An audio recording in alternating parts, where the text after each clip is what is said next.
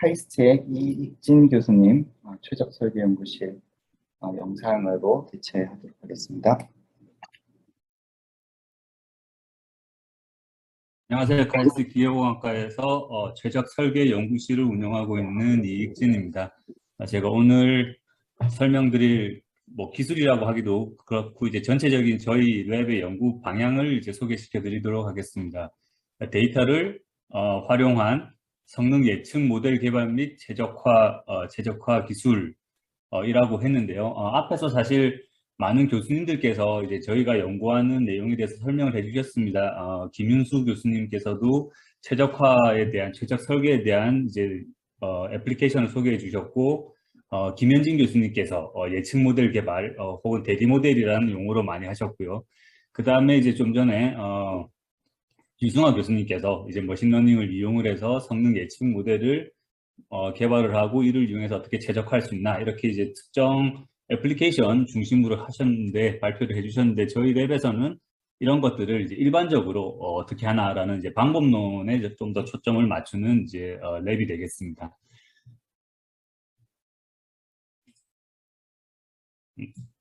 예. 그래서 저희 랩에서 하는 연구를 이렇게 전체적으로 이렇게 보시면 전체적으로는 저희는 이제 최적 설계를 하기 때문에 예, 여기서 보시는 구조 최적화 같은 거랍니다. 현대중공업이랑 같이 진행한 과제인데요. 배 선박에 이제 무게를 줄여야 되니까 이제 지금 구조에서 어떻게 하면 똑같은 성능을 유지하고 무게를 줄일 수 있을까? 그래서 이제 엔진 베이스에 무게를 줄이고 엔진 블락 자체의 이제 무게를 줄이고 그런 연구를 합니다. 그리고 저는 이제 또 최적 설계를 하는데 불확실성이라는 걸 고려해서 이제 최적 설계를 하기 때문에 신뢰성 기반의 최적 설계다 이런 것도 진행을 하고 있습니다. 불확실성이라 하면 이제 머티리얼 프로퍼티 물성치 같은 것들이 우리가 특정 값을 가진다라고 알고 있지만 실제로 그런 값이 인풋으로 들어오지 않기 때문에 그런 것들의 이제 분포를 우리가 고려해야 되는데 그런 걸 분포를 고려하다 보면 제품이라는 것이 이제 신뢰성이라는 것을 이제 가지게 됩니다. 그래서 어떤 신뢰성을 만족할 수 있는 최적 설계를 개발해 보자라고 하는 게 이제 이런 방법론들이 되겠습니다. 그래서 이런 방법들을 적용을 하고 싶으면 저희가 예측 모델이 있거나 시뮬레이션 모델이 있거나 해야 그것을 이용을 해서 성능을 예측을 하고 그 성능을 이제 맥시마이즈 하는 방향으로 이제 우리가 설계를 바꿔 나가는데요. 그런 과정들이 이제 최적 설계 과정인데 많은 경우에는 이런 성능 예측 모델이 없거나 아니면 예측 모델이 있어도 돌리는데 아주 계산 시간이 오래 걸린다거나 하는 그런 이제 문제가 있습니다. 그럴 때 그런 예측 모델을 대신할 수 있는 것들이 이제 대리 모델 혹은 이제 서로게이트 모델이라고 불리는 방법이고 이런 것들을 이용을 해서 우리가 값싸게 계산을 할 수 있는 그런 모델을 개발합니다. 여기서 이제 다양한 방법들이 있습니다. 자세하게는 이제 저희가 여기서는 소개를 안 하겠지만 싱글 피델리티라 하면 이제 소스가 같은 곳에서 온 샘플들을 이용을 해서 모델을 만드는 것이고 멀티 피델리티는 실험 결과와 시뮬레이션 결과를 섞어서 대리 모델의 정확도를 높이는 방법이 되겠습니다. 그리고 민감도 같은 것을 이용을 하면 정확도를 더 높일 수가 있는데 이런 방법들도 있고 앞에서 교수님들이 많이 쓰신 머신러닝이나 딥러닝 같은 것들을 써서 이제 샘플이 많을 때는 예측 모델을 만들 수가 있습니다. 이런 것들이 크리깅, 뉴럴 네트워크나 코크리깅 등등 다양한 방법이 있고 저희는 이러한 대리 모델의 정확도를 높이는 방법들에 대해서도 이제 연구를 하고 있습니다. 이러한 대리 모델이 있으면 이제 오른쪽 위에서 보시는 바와 같이 우리가 시뮬레이션 모델이 실험과 얼마나 이제 잘 맞는지 비교도 할 수가 있고 또한 요즘 많이 쓰이는 이제 이런 AI 기술을 대리 모델을 만드는 데 쓸 수도 있습니다. 그래서 조금 더 이렇게 깊게 소개를 시켜드리면 대리 모델이라 하면 이런 이제 실험일 수도 있고 시뮬레이션일 수도 있습니다. 어떤 이런 충돌 시뮬레이션 같은 경우에는 돌리는데 몇십 시간씩 걸리고 하기 때문에 아무리 시뮬레이션이 정확해도 시뮬레이션 돌리는 것조차도 이제 힘듭니다. 그러면 최적 설계를 하려면 시뮬레이션을 반복해서 여러 번 돌려야 되는데 그렇게 되면 이제 결과 하나 나오는데 아주 시간이 많이 걸리는 거죠. 그래서 우리가 제한된 시뮬레이션을 몇 번을 수행을 하고 몇 번이라 하면 이제 수십 번에서 수백 번 정도를 말하는 게 되겠습니다. 그 결과를 바탕으로 우리가 이런 식의 근사 모델을 만들 수가 있으면 이 근사 모델을 이용해서 아래와 같이 최적화를 수행을 하면 되겠다. 그러면 이제 관건은 이 대리 모델, 서로게이트 모델을 얼마나 제한된 그 시뮬레이션 수, 제한된 실험 수를 가지고 정확한 모델을 만들 것이냐 하는 것이 이슈가 되겠죠. 아까 앞에서 유승화 교수님께서 말씀하셨던 그런 것들도 다 비슷한 이슈가 되겠습니다. 특정 샘플이 특정 위치에 놓여 있을 때 우리가 익스트라폴레이션을 어떻게 잘할 것인가 뭐 등등 그런 것들이 연구 주제가 되겠습니다. 그렇게 해서 이제 이게 뭐 예가 되겠는데요. 뭐 똑같은 수의 샘플을 많이 쓰면 많이 쓸수록 좋지만 저희가 그런 이제 호사를 누릴 수가 없기 때문에 샘플들의 위치가 달라지면 같은 수의 샘플을 써도 이제 액큐러시가 달라진다. 아까 이제 그런 예와 같이 익스트라폴레이션을 하게 되면 당연히 에러가 커지게 됩니다. 똑같은 샘플도 분포를 잘 시키면 이제 에러가 줄어들고, 그래서 이제 이 샘플들의 위치를 어떻게 찾을 것이냐, 샘플의 수를 어떻게 이제 미니마이즈 할 것이냐, 이런 것들이 하나의 연구 주제가 되겠습니다. 그래서 전체적으로 대리 모델을 만드는 이제 과정을 보시면 이렇게 플로우 차트의 6개의 스텝으로 나뉠 수가 있겠습니다. 처음에는 뭐 인풋 인포메이션, 그래서 우리가 어떤 변수를 어떤 아웃풋에 대해서 어떤 바운드 내에서 이제 데이터를 샘플링 할 것인가를 이제 셋업하는 단계이고, 그 다음에 DOE라고 부르는 실험 계획법을 이용해서 이제 어떤 특정 지점에서 우리가 샘플링을 하자라고 하는 것이고요. 세 번째 스텝이 이제 거기서 시뮬레이션을 돌리거나 실험을 수행을 해서 우리가 원하는 실험 결과, 아웃풋을 이제 끄집어냅니다. 그렇게 되면 인풋과 아웃풋 간의 이제 관계를 이용을 해서 이제 모델을 만들어내게 되는데요. 그 모델을 만드는 만드는 방법들이 뭐 다양한 방법들이 앞에서 예를 드린 것과 같은 다양한 방법들이 있습니다. 피직스 기반의 방법도 있고 데이터 기반의 방법들, 그렇게 해서 모델을 만들고, 그 모델을 만들면 그 모델이 얼마나 정확한지를 우리가 이제 정확도를 테스트를 할 수가 있습니다. 그래서 모델이 정확하다 그러면 이제 그 모델을 이용해서 우리가 다양한 해석을 수행을 하면 되는데, 모델이 정확하지 않을 때에는 이제 좀 더 샘플을 추가를 하자. 그러면 이제 어디다가 추가를 해야 되냐라는 게 이제 스텝 6가 되겠습니다. 그래서 뭐 이런 스텝 5와 스텝 6는 여기서 이제 옵셔널이라고 했는데요. 우리가 충분히 데이터를 생성할 수 있으면 스텝 4에서 끝내면 되는데, 데이터가 충분하지 않을 때는 이제 하나씩 추가해 가면서 하는 게 이제 효과적이기 때문에 옵셔널로 들어가게 되겠습니다. 예, 뭐 그림으로 보시면 처음에 세 번째가 이제 데이터를 준비하는 단계가 되겠습니다. 앞에서 설명드린 바와 같이 어떤 변수에 대해서, 어떤 아웃풋에 대해서 어디에서 샘플링을 할 것인지를 이제 셋업을 해주고, 스텝 2에서 이제 처음에 샘플을 뭐 9개 뿌리자라고 하는데, 뿌리는 방법도 다양하게 있습니다. 뭐 이렇게 격자로 뿌리는 방법이 있고, 랜덤하게 뿌리는 방법이 있고, 랜덤하게 뿌리되 특정 룰에 의해서 뿌리는 방법들이 있고, 이렇게 해서 9개를 뿌렸으면 그 점에서 우리가 이런 시뮬레이션을 수행하게 되겠습니다. 이렇게 자동차의 시뮬레이션을 수행하면 변이가 나오기도 하고 응력이 나오기도 하고 이제 진동 해석 결과가 나오기도 하고, 이런 것들을 이용을 해서 대리 모델을 만들게 되겠습니다. 예, 네 번째는 이제 대리 모델을 생성하는데 이제 크게 두 가지 방법이 있습니다. 리그레션이라는 게 있고 인터폴레이션이라는 게 있는데, 그림에서 보시듯이 리그레션과 인터폴레이션의 차이는, 인터폴레이션은 샘플 포인트를 지나가고 리그레션은 지나가질 않습니다.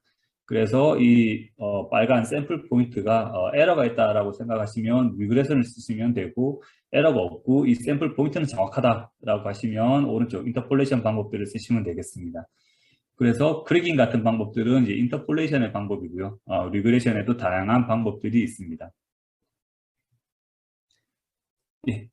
싱글 피델리티는 앞에서 설명드린 바와 같이 이제 똑같은 소스에서 나온 샘플들을 이용해서 모델을 만드는 것이고요. 크리깅 같은 방법들이 이런 싱글 피델리티 모델의 방법이 되겠습니다.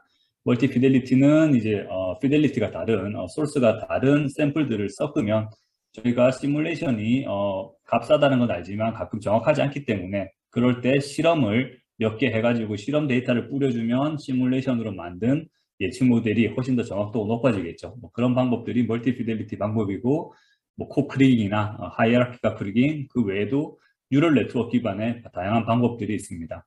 그리고 이제 민감도를 더 뿌려준다거나 아니면 이제 데이터가 많을 때에는 우리가 이렇게 러닝 기반의 방법들을 쓸 수도 있습니다. 예, 그 다음에 뭐 정확도가 어떠냐에 따라서 우리가 이제 그 샘플을 더 추가하냐 마냐를 결정하는 건데, 이런 것들은 이제 디테일한 거니까 이제 넘어가도록 하고, 시퀀셜 샘플링, 샘플을 더 추가하는 것도 이제 다양한 이제 방법이 있습니다. 어떤 기준으로 추가를 할 거냐. 그래서 이제 크리깅 같은 방법들은 이제 예측 에러가 큰 것들을 보여줍니다. 오른쪽 그림에서처럼 이 MSE 에러라는 게 이제 큰 지점에다가 뿌리자라고 해서 왼쪽 그림에서 보시면 사실 우리가 true라는 건 모르지만 이렇게 예측한 거 보면 대충 여기가 에러가 클 것이다 라고 해서 이제 뿌리면 그 부분에 에러가 줄어들고 상대적으로 또 이 부분이 커지니까 이런 식으로 하나씩 추가를 하면 이제 처음에 8개를 랜덤하게 뿌린 것보다 이런 식으로 찾아가면 같은 샘플을 쓰고도 이제 훨씬 더 정확한 모델을 얻을 수가 있다. 뭐 그런 게 되겠습니다.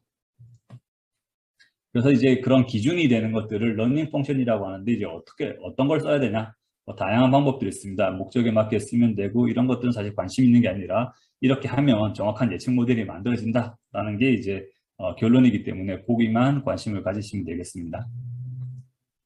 예, 그렇게 해서 예측 모델이 만들어지면 그 예측 모델을 가지고 이제 어떤 변수가 중요한지 민감도 분석도 할 수 있고 아니면 우리가 원하는 성능을 얻어내기 위한 최적 설계도 적용할 수 있고 그렇게 되겠죠. 그래서 일반적으로는 우리가 최적 설계를 한다 하면 왼쪽처럼 어떤 코스트 펑션을 미니마이즈하고 이제 제한 조건을 만족시켜야 된다라고 하는데 이것들을 각각 이제 직접 얻어내는 게 비싸기 때문에 대리 모델로 대체를 해서 우리가 대리 모델의 결과를 미니마이즈하고 대리 모델을 이제 제한 조건으로 하는 이제 옵티미제이션을 돌리면 되겠습니다. 예, 그래서 이제 앞에서 말씀드린 바를 이제 실제 어떤 문제에 적용할 수 있는지를 이제 몇 가지 예를 들어서 보여드리겠습니다. 이거는 이제 열 전달 문제고요. 이 히트 플랜지를 열 전달 효율을 이제 극대화하기 위해서 설계를 하는 게 되겠습니다. 이 단면을 보시면 이제 오른쪽 위와 같이 이제 설계 변수를 x1부터 x5까지 조절을 하면 이제 플랜지를 이제 길게 만들 수도 있고 두툼하게 만들 수도 있고 그렇게 이제 다양하게 만들 수가 있습니다. 그래서 이제 5개의 변수에 대해서 앞에서 설명드린 바와 같이 샘플링을 해가지고 이제 대리 모델을 만들고요. 거기다가 이제 제가 아까 말씀드린 바와 같이 저희는 이제 불확실성을 고려해야 되기 때문에 이런 파라미터들이나 이런 것들에 대해서 어떤 불확실성을 이제 부여를 해줍니다. 그래서 얘네들이 특정 분포를 따른다라고 가정을 했을 때 이제 그렇게 했을 때도 이제 열 전달 효율을 우리가 원하는 것 이상으로 하자. 뭐 그렇게 하는 게 되겠죠. 그래서 여기 이제 신뢰성 기반 최적 설계의 이제 제한 조건이라는 게 이 우리가 쿨링을 이제 얼마 이하로 할 때 이게 떨어지면 실패가 되니까 이 실패 확률을 5% 이하로 줄여달라. 혹은 이제 신뢰성을 95% 이상으로 해달라라는 게 이제 최적화 포뮬레이션 정식화에 사용된 문제가 되겠습니다. 그렇게 했더니 처음 디자인은 이제 왼쪽과 같았는데 이제 우리가 흔히 하는 이제 그 결정론적 최적 설계를 하면 오른쪽처럼 되고 하지만 이렇게 되면 머티리얼 프로퍼티나 이런 게 인풋이 잘못 들어왔을 때 실패할 수도 있기 때문에 약간 보수적으로 가면 오른쪽처럼 그렇게 되겠습니다. 그래서 이제 테이블에서 보시면 두 번째 일반적으로 하는 최적 설계를 하면 약간 이제 실패할 확률이 높아지기 때문에 물론 이제 저희가 세이프티 마진이나 이런 것들 도입하면 이것을 줄일 수가 있지만 그것들은 이제 경험적으로 얻어지는 값이니까 저희가 이제 수학적으로 접근하면 실패 확률이 어떤 5%에 근접하게 이렇게 결과를 구할 수가 있다. 뭐 그런 이제 예제가 되겠습니다. 두 번째는 이제 최적화를 적용한 건 아니고요. 현대자동차랑 진행했던 과제가 되겠습니다. 이것은 이제 멀티 피델리티를 이제 적용을 한 게 되겠고요. 그래서 이제 값싸게 얻을 수 있는 데이터 혹은 기존에 이용 가능한 데이터가 많이 있는 상황에서 새롭게 빨간 이제 데이터를 추가를 해서 이제 예측을 하려고 하는 것입니다. 근데 이제 값싼 데이터와 빨간 데이터의 위치를 보시면 알겠지만 이제 위치가 다르죠. 그래서 값싼 데이터는 경향은 잘 보여주는 대신 이제 정확도는 떨어집니다.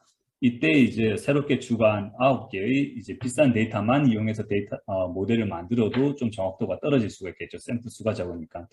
그래서 이제 값싼 데이터와 값비싼 9개의 데이터를 섞어서 모델을 만들었더니 정확도가 이제 가장 뭐 높아지더라. 여기서 정확도가 가장 높아지더라. 뭐 그런 이제 예가 되겠습니다.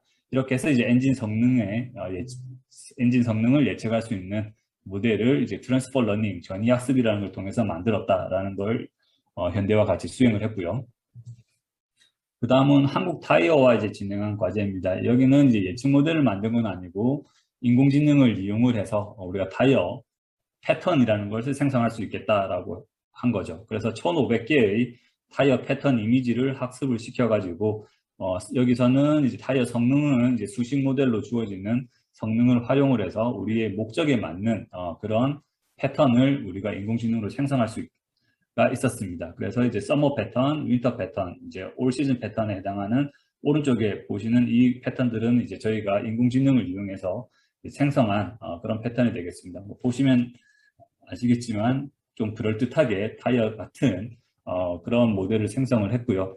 이거를 이제 저희가 할 때 1500개의 패턴 이미지만 갖고 했기 때문에 아무래도 정확도나 이런 게 좀 떨어졌었는데 한국 타이어에서는 이걸 보시고는 좀 만족하셔가지고 이제 아주 양질의 데이터를 많이 확보하고 이제 이 후속 연구를 이제 진행 준비 중에 있습니다. 네, 다음은 뭐 열전 시스템 모델을 이제 대리 모델을 통해서 이제 푼게 되겠는데요. 이 열전 시스템도 한번 해석을 하는데 다 6시간씩 들기 때문에 이 풀리 커플드 된 해석 모델을 수행하는 데는 그렇게 오래 들기 때문에 저희가 얘를 간단한 모델로 바꾸고 대리 모델을 만들어서 이 대리 모델을 활용을 해서 이제 이 열전 시스템의 성능을 극대화하는 그런 최적 설계를 했습니다. 여기서는 그냥 일반적인 최적 설계가 아니라 이제 오른쪽에서 보시면 이제 로버스트 옵티미제이션이라는 걸 이제 수행했는데 그건 이제 이 열전 시스템도 이제 이런저런 머티리얼 프로퍼티나 지오메트리나 등등 때문에 이 불확실성이 많이 인풋에 개입이 되어 있습니다. 그것들이 이제 열전 시스템의 성능에 영향을 많이 주는데 저희가 이제 성능을 맥시마이즈하는 혹은 미니마이즈하는 위치를 찾기보다 여기 이제 그림에서 보시는 이제 성능의 인풋에 민감하지 않은 영역을 찾는 이제 로버스트한 영역을 찾는 것에 이제 포커스를 맞추는 게 강건 최적 설계, 로버스트 디자인 옵티미제이션이 되겠습니다.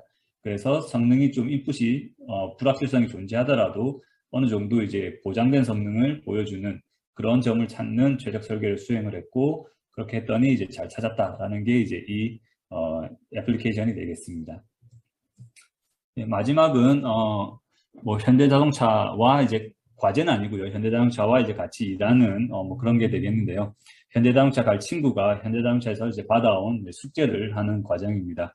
이 지금 이제 이 연료전지 수소자동차가 이제 현재 차에서 관심이 많은데 얘의 성능을 예측하는 모델을 이제 값싼 예측 모델을 이용해서 다량의 데이터를 생성을 하고 그것을 이제 딥러닝으로 예측 모델을 만들어서 이 수소자동차 연료전지의 성능을 향상시키는 이제 모델을 저희가 이제 수행을 했습니다.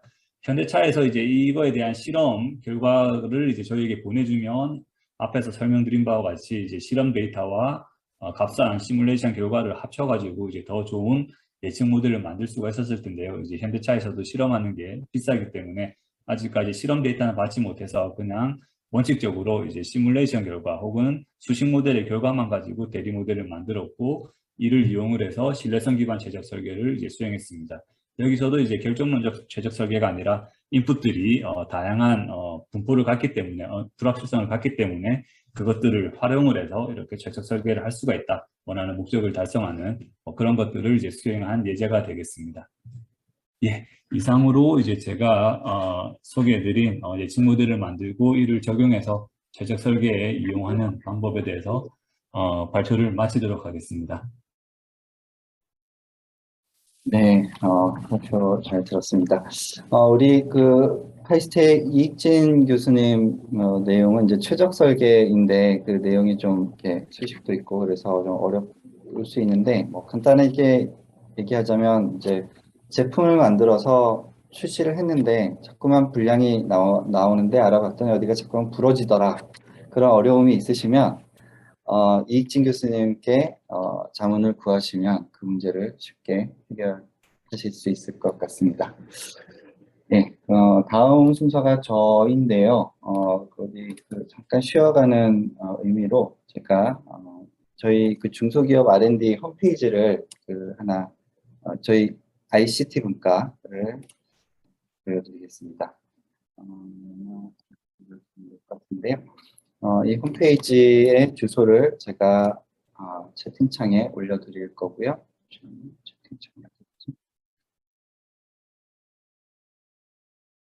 여기 채팅창으로 들어가시면 중소기업 R&D 공유센터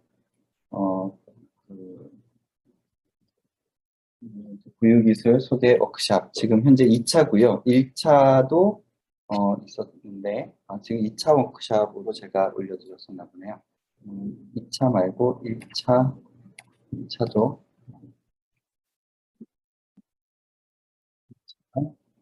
그러면 여기로 보내죠. 이런 주소 하나 더. 이게 대문인데요. 그래서 지금 보내드렸고요. 여기에 들어가시면 지금까지 교수님들 중에 뭐 이런 기술에 관심이 있는 회사가 있으면 기술 이전이나 공동 연구에 적극 대응을 하겠다라고 해서 이렇게 보내주신 것들을 저희가 정리해 놨습니다. 예를 들면 여기 크리스트의 박인규 교수님 클릭하시면 페이지가 하나 뜨고 요약도 있습니다. 그리고 또 뭐를 또 해볼까요? 아까 해주셨던 10월 업데이트, 8월 업데이트, 최정현 교수님. 네. 최정현 교수님은 이제 자료를 이렇게 PDF로도 올려주셨어요. 그래서 PDF 열시면 그 아까 보셨던 그런 내용들 다시 한번 보실 수 있어서 여러분들 뭐 이렇게 열심히 메모를 하시는 분들도 계셨을 텐데 여기에 정리가 잘 되어 있으니까요. 예전 워크숍 내용도 한번 들어가 보시고 보시면 될 것 같습니다. 이거는 저희가 워크숍을 하게 되면 계속 축적해 나갈 거니까 혹시 지금 당장 관심이 안 생기시더라도 예전에 그런 기술이 있었지 하면 한번 들어가셔서 다시 한 번씩 보실 수 있도록 그렇게 준비를 해놨습니다. 네, 이제 제 발표인데요. 이렇게 시간이 계속 많이 지나고 있으니까 저는 최대한 빨리 한번 발표를 해보겠습니다. 네, 저희가 올려드린 기술은 비접촉식 수면 무호흡 진단입니다. 뭐 이렇게 실제 상용화를 할 기술이 뭐가 있을까 생각을 하다가 이게 그나마 우리 커스터머 일렉트로닉스에 좀 가까울 것 같아서 이거를 올려놨습니다. 뭐 쉽게 말씀을 드리면 간단하게 말씀을 드리면 이런 이제 UWB라는 센서가 있는데요. 이 센서를 침대 머리맡에 이렇게 두고 주무시면 두 가지를 측정할 수 있습니다. 하나는 내가 얼마나 잘 자고 있는가, 그 수면 단계죠. 그러니까 딥 슬립, 램 슬립 이런 것들을 구분을 해주는 기술이 하나 있고요. 딥러닝 기반 기술이 하나 있고 또 한 가지는 요즘 되게 그 사회적으로 이슈가 되고 있는 병 중에서 질환 중에서 수면 무호흡이라는 그런 질환이 있습니다. 그게 지금 현재 수면 무호흡이 있으면 5년 후에 그 사망률이 수면 무호흡이 없는 사람들보다 몇 배가 더 높다고 합니다. 근데 이제 그 사망률이라는 게 모든 사람을 대상으로 했기 때문에 5년 후에 없는 사람은 뭐 한 0.5% 사망한다 그러면은 몇 배 이렇게 되면 뭐 5배라고 하면 뭐 2.5% 이렇게 되는 거라서 어떻게 보면은 그렇게 크지 않아 보일 수는 있어도 어쨌든 수면 무호흡을 없애면 도움이 되겠죠. 그래서 저희가 지금 하는 것은 그 수면 무호흡을 액티브하게 줄여줄 수 있는 그런 기술의 앞단계로서 그러려면 이제 수면 무호흡 상태를 알아봐야 되니까요. 수면 무호흡을 알아내고 이거를 이제 사용을 하면 어떻게 수면 무호흡을 극복을 할 수가 있냐면 지금도 그런 게 있습니다. 양압기라고 해서 이렇게 양압기를 마스크를 이렇게 딱 차고 주무시면 수면 무호흡을 안 할 수도 있어요. 아니면 이렇게 전극을 목 주변에다가 이렇게 달면 기도를 항상 열어주거든요. 계속 이제 전류를 넣어주는 거죠. 근데 계속 전류를 넣는 것이 그렇게 몸에 좋지는 않을 거니까 저희가 하려고 하는 거는 수면 무호흡이 생기면 그때만 전류를 통해서 기도를 열어주면 어떨까 이런 생각으로 저희가 이런 기술을 만들었고요. 저희가 2019년에 대한민국 과학축제에 오시는 이제 그 손님들한테 몇백 명의 이렇게 방문객에다가 한번 해봤는데 잘 측정이 되더라라고 저희가 한번 확인을 해봤고요. 이 기술은 여러 가지에 쓰일 수 있습니다. 유아를 관찰하거나 노인분들을 관찰하거나 질식사를 방지한다거나 여러 가지 다른 기술에도 쓰일 수 있을 겁니다. 그 수면 무호흡만 얘기하기에는 조금 아쉬워서 몇 가지 넣었는데요. 저희가 이제 그 음식을 인식하는 그런 모델을 만들었는데, 우리나라의 한국 음식은 이 똑같은 반찬 그릇에 다른 것들이 담겨 있죠. 외국 음식은 좀 그릇들이 여러 가지고 그런데, 우리나라 음식은 반찬 그릇은 똑같은데 거기에 나물이 있는지 뭐 이렇게 콩나물이 있는지 그런 텍스처로 구분을 해야 돼서 쉽지가 않은데요. 저희가 이렇게 데이터셋 잘 만들어서 음식을 이렇게 임의의 위치에 있는 음식을 세그멘테이션을 잘 할 수 있는 거를 만들어 놓은 게 있고요. 그리고 도면을, 이건 이제 삼성전자랑 하는 연구였는데, 도면을 인식을 해서 거기에다가 어떤 그 도면도 인식하고 파트를 인식하고 부품을 인식하기도 하고, 어떤 파트를 어디에다가 위치시키는 게 좋을 것인가 하는 그런 기술도 가지고 있고요. 또 한 가지는 이제 물체를 인식을 하고 그 물체가 육자이도 공간상에서 어떻게 위치하고 있는가 하는 것을 저희가 기술을 가지고 있습니다. 또 한 가지는 이거는 이제 아까 수면무호흡이랑 비슷한 이제 시그널 프로세싱인데요. 이제 그 고기의 신선도를 알아낼 때, 기존에는 그 샘플을 따서 화학적인 방법으로 신선도를 측정을 하는데 왜 시간이 오래 걸려서, 저희는 이제 빛으로 쏘고 거기에 빛을 다시 센서로 받으면 바로 딥러닝을 통해서 한 1초 안에 고기 신선도를 알아낼 수 있다라는 기술을 가지고 있고요. 지금 제가 그 동영상을 넣어놨는데 이걸로 바뀌었네요.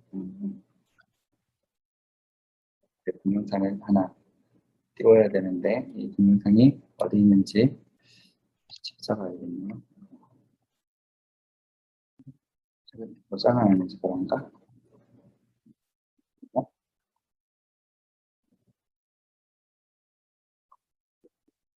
동영상으로 다시 가겠습니다. 이거는 이제 그 오브젝트 디텍션 문제인데요. 물체 인식 기술인데, 물체가 이렇게 서로 겹쳐져서 뒤에 가려져 있는 그런 물체도 잘 인식할 수 있는 문제가 기본적인 오브젝트 디텍션보다 좀 더 어려운 문제입니다.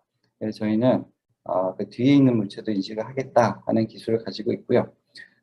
또 한 가지가 뒤에 있는 물체를 미리 그 물체들을 학습할 데이터를 만드는 게 어려우니까 학습할 때 보지 않았던 물체들도 다 인식할 수 있도록 언신 오브젝트라고 하는데요.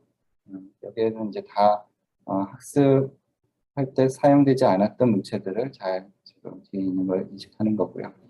데모를 보시면 이렇게 그릇 뒤에 가려져 있는 물체를 인식하는 거를 잘 보실 수가 있고요.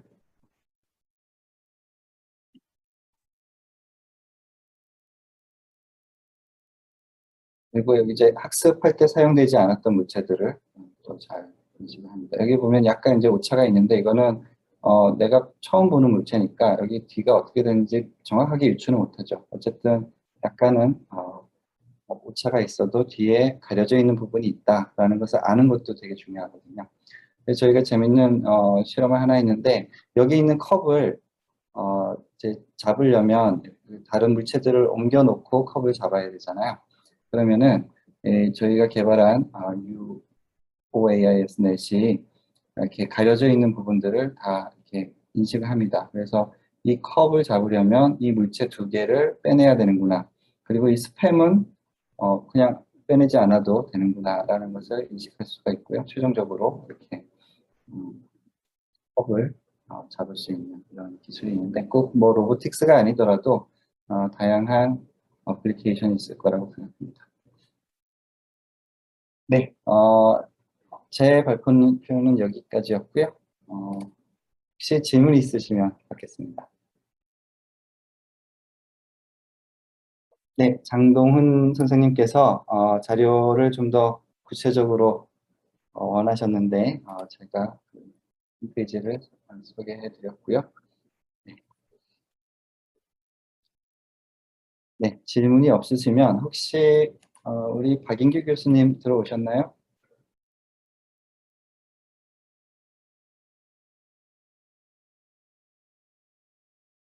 네, 박인규 교수님께서 잠시 나갔다 들어오신다고 하셨는데 지금 아직 안 들어오신 것 같아요. 그러면 그 다음 발표부터 먼저 듣겠습니다. 박용화 교수님 저번 2차 워크숍 때 굉장히 재미있는 기술을 소개해 주셨는데 영상으로 스트리밍 하겠습니다.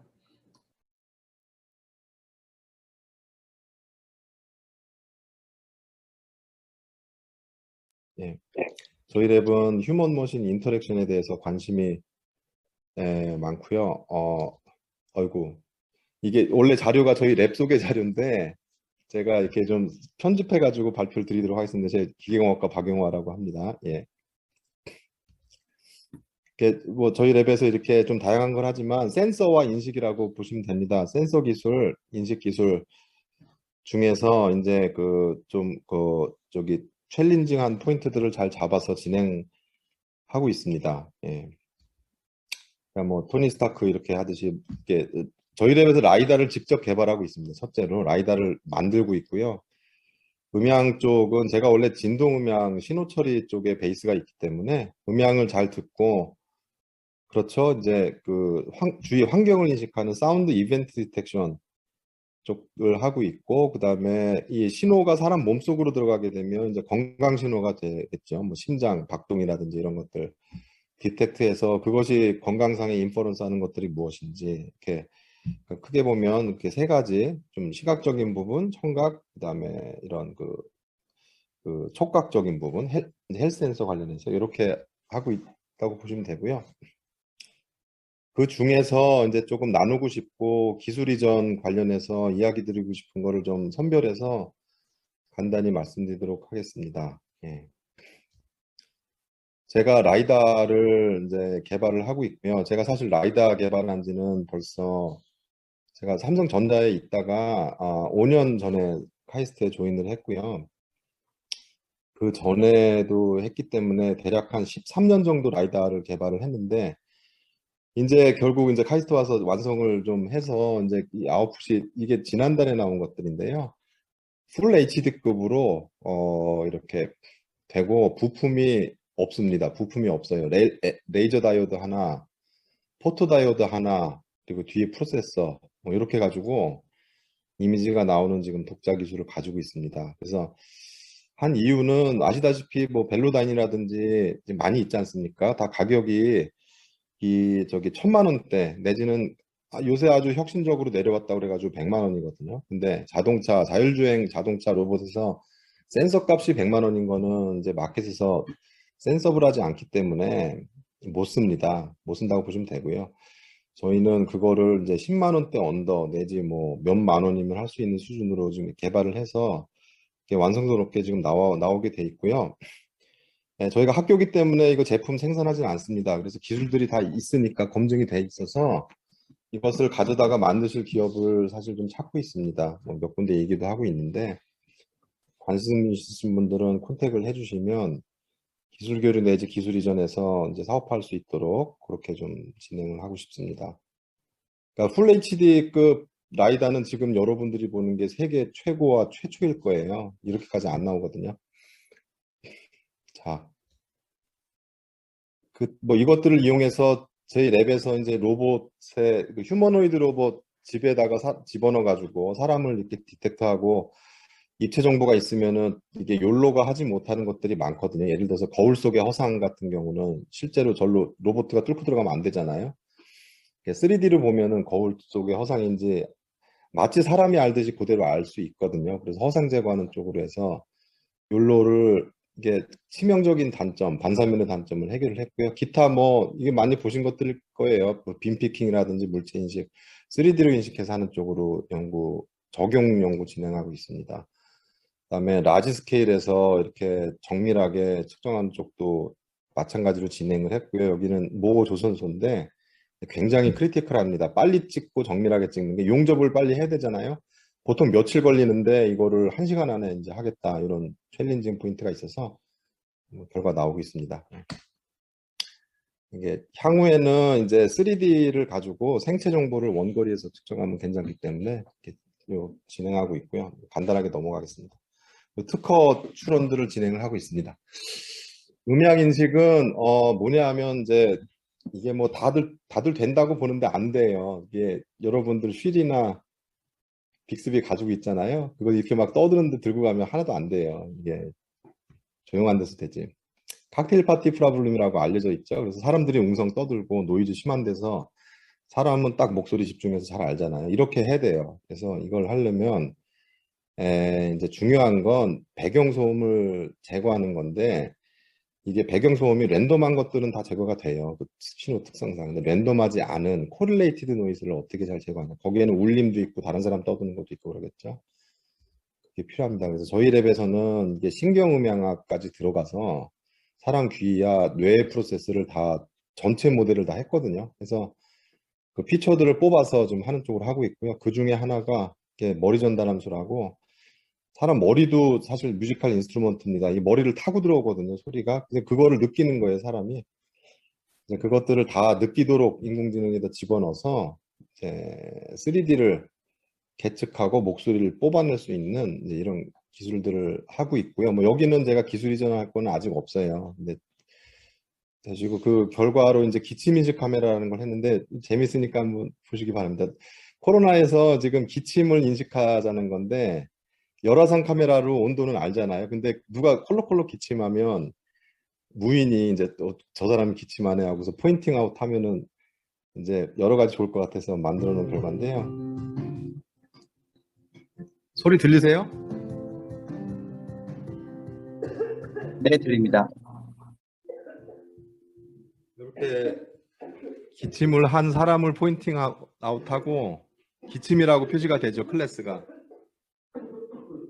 이렇게 이제 기침을 인식하는, 보시면 다른 소리는 인식하지 않고 기침만 딱 떼어서 인식하고요.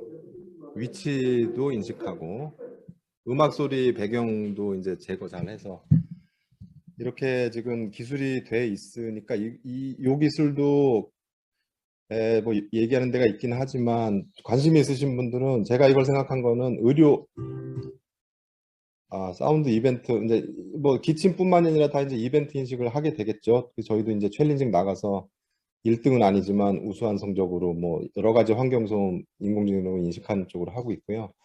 이걸 말씀드려야 되는데, 이제 이게 병원에다가 기침 인식 카메라를 넣게 되면 이제 환자, 이제 이게 의료에 이 의료 공백이 일어나지 않습니까? 초창기에 좀 외국은 그런 데도 있고 해서 무인화하게 되면 환자를 돌볼 수가 있죠. 이 기침의 빈도수, 횟수, 누가 했는지 다 통계가 잡히기 때문에 자동으로. 그래서 이 호흡기 질환에 대한 어떤 그 에이드가 되지 않을까.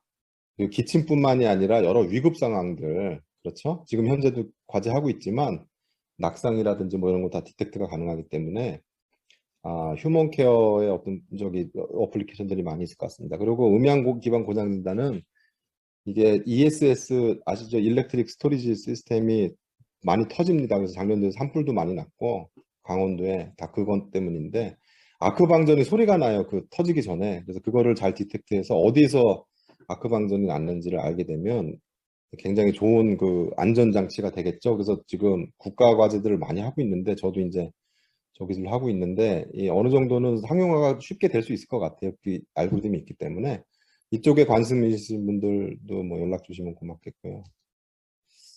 그 다음에 사람 몸속으로 들어가서 진동 음향 신호를, 그러니까 제일 티피컬한 게 사람의 맥박이거든요. 심박과 맥박인데 저희는 그거를 진동 시스템으로 다 모델하고 해석을 다 했고요. 또 그거를 디바이스를 만들었습니다. 중앙에 보시는 실험 장치를 셋업을 해서 심장도 있고 대동맥, 팔, 정맥 다 이렇게 해놔가지고 이게 뒤져보니까 세계 유일하더라고요. 그래서 심박이 그대로 사람과 똑같이 재현이 되고 있습니다. 그래서 이걸 왜 했냐면은 버추얼 페이션트인데 심혈관계 질환이 전 세계 사망 원인 1위거든요. 암보다 더 많아요. 의외로. 그래서 이제 이게 이 동맥경화를 일부러 만들 수가 있죠. 그것도 막 정도별로 다 만들어서 데이터가 나옵니다. 데이터가 나오면 그거 가지고 학습해가지고 이게 실제로 이렇게 혈압도 똑같이 사람처럼 나오거든요. 학습을 해서 트랜스퍼 러닝을 하게 되면 이제 혈압을 특정해서 동맥경화를 알 수가 있어요. 알 수가 있죠. 근데 이게 저런 버추얼 페이션트 시뮬레이터가 없으면 다 데이터 받아서 해야 되는데 그 환자 데이터가 어디 있겠어요. 구하기도 어렵고. 그래서 트랜스퍼 러닝 개념으로 이렇게 데이터를 저희가 만들어서 이제 할 수 있는데 그 만들 수 있는 기술이 저희가 있기 때문에 이거는 이제 그 모 회사랑 하고 있는데 이것도 되면은 이제 이런 그 커플을 차고 동맥경화 그다음에 부정맥 이런 것들이 심텀이 나오거든요. 그 안에서 당연히 나오게 돼 있어요. 그 저기 연결이 돼 있기 때문에 기계적으로 이런 목표로 하고 있는데 이 부분도 관심 있으시면은 뭐 좋은 아이템인 것 같습니다. 그다음에 피 안 뽑고 혈당 재는 기계가 이게 많이 하고 있죠. 뭐 삼성, 애플, 구글 다 하고 있는데 저도 나름대로 이제 해서 진동 신호로 이제 하겠다는 거고요. 골무나 귓볼 같은 데는 이게 그 혈당이 이게 저기 흡수가 되면은 그 굉장히 그 균일한 위치가 되거든요. 저기 기계적으로 물질적으로. 그래서 그 부분의 진동 신호를 측정하면 혈당의 이 글루코스의 양에 따라서 진동수가 변화하는 그 특징들이 있습니다. 그래서 지금 검증을 했더니 이게 잘 나옵니다. 잘 나와요. 이게 피 안 뽑고 진동으로 그렇게 생각하시면 됩니다. 그래서 원리 검증 레벨이지만 조금 더 연구하면은 이 부분은 뭐 이게 되기만 하면 이거는 뭐 글로벌 굉장히 상품이기 때문에 잘 이제 콜라보레이션 해서 좀 이 부분은 서포트 해주실 기업을 좀 찾고 있습니다. 관심 있으시면. 예. 그다음에 진동 신호로 여기도 제가 지금 말씀드린 거 다 특허가 나가 있거든요. 네, 나가 있으니까 사람 손에 그 진동을 이렇게 이 손으로 쥐면 진동이 다를 거 아닙니까? 사람 손마다 뼈의 길이가 다르고 다 다르기 때문에 그래서 이 진동 신호를 디테일하게 보게 되면 주파수 응답 함수라고 되어 있는데 이게 마치 지문처럼 생체 인식이 가능합니다. 예. 그래서 생체 인식을 했고요. 이게 굉장히 중요한 것이 디바이스가 특별히 필요 없어요. 지금 뭐 애플처럼 저기 뎁스 센서 달 필요도 없고요. 지문 인식 센서도 필요 없고 진동 센서 있는 거 가속도계 육축 가속도계로 재면 되거든요. 그래서 실험실 레벨이지만 잘 이렇게 사람을 구분할 수 있는 그런 기술들이 있습니다. 여기 AI 들어갔고 이제 이 진동 해석 쪽 들어가 있습니다. 그 아이템도 있었고 뭐 나머지 부분들 AI 관련돼서 제가 좀 많이 하고 있습니다. 고장 진단 쪽에 많이 하고 있으니까 이 부분은 뭐 특별한 건 아니지만 고장 진단도 하고 있다 이렇게 봐주시고요. 마지막에 이제 이렇게 제가 그 진동을 증폭하는 기술을 나름대로 하고 있어서 카메라 좌측은 일반 영상이고 우측은 증폭해서 보면 이렇게 이상한 부분이 이렇게 떨리는 게 증폭돼서 보입니다. 이게 모션 앰플리피케이션 기술, 진동과 영상을 퓨전한 거죠. 이렇게 돼 있으니까 이게 비전으로 이상 증상을 이제 볼 수가 있는 이런 기술이 되겠습니다. 예. 우측에 보시면 막 흔들리는 게 보입니다. 예. 이 알고리즘이 가지고 있습니다. 이상 이렇게 제가 이런 기술들 기술 이전 위주로 말씀을 뭐 수박 겉핥기식으로 드렸으니까요. 관심 있으신 분들은 또 추가로 연락 주셔서 디스커션 계속 했으면 합니다. 고맙습니다. 네, 박영하 교수님 기술은 되게 재밌는 게 많고 실제 사용할 만한, 상용화할 만한 기술들이 많았습니다. 네. 박영하 교수님이 그 삼성에 임원을 하시다가 카이스트로 가셨는데 그래서 그런지 실용화 기술이 굉장히 많습니다. 네, 박인규 교수님 잠깐 나가셨다가 돌아오셨는데요. 박인규 교수님 발표 준비되셨으면 해주세요.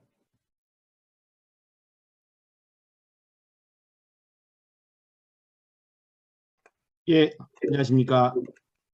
네, 목소리 잘 안녕하세요. 들리시는가요? 네, 잘 들립니다. 네, 알겠습니다. 지금 제가 발표자를 열도록 하겠습니다.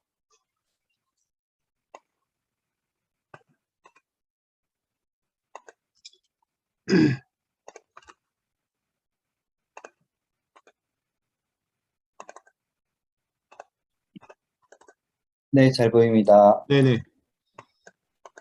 반갑습니다. 저 목소리 잘 들리시죠? 네, 잘 들립니다. 네.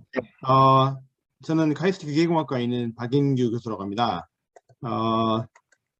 지금부터 저희 연구실에서 사업화에 연계가 가능한 부분에 대해서 몇 가지 설명을 드리도록 하겠습니다. 제 연구실은 주로 이제 MEMS 나노 기술을 사용하고 응용하는 분야는 주로 센서 개발입니다. 센서 중에서도 IoT 환경 센서와 그다음에 웨어러블 헬스케어 그리고 어류용 센서 이 분야로 집중을 해서 연구를 하고 있습니다. 잘 아시는 것처럼 그 IoT 기술이 지금 현재 매우 중요한 산업의 핵심 기술로 떠오르고 있고요.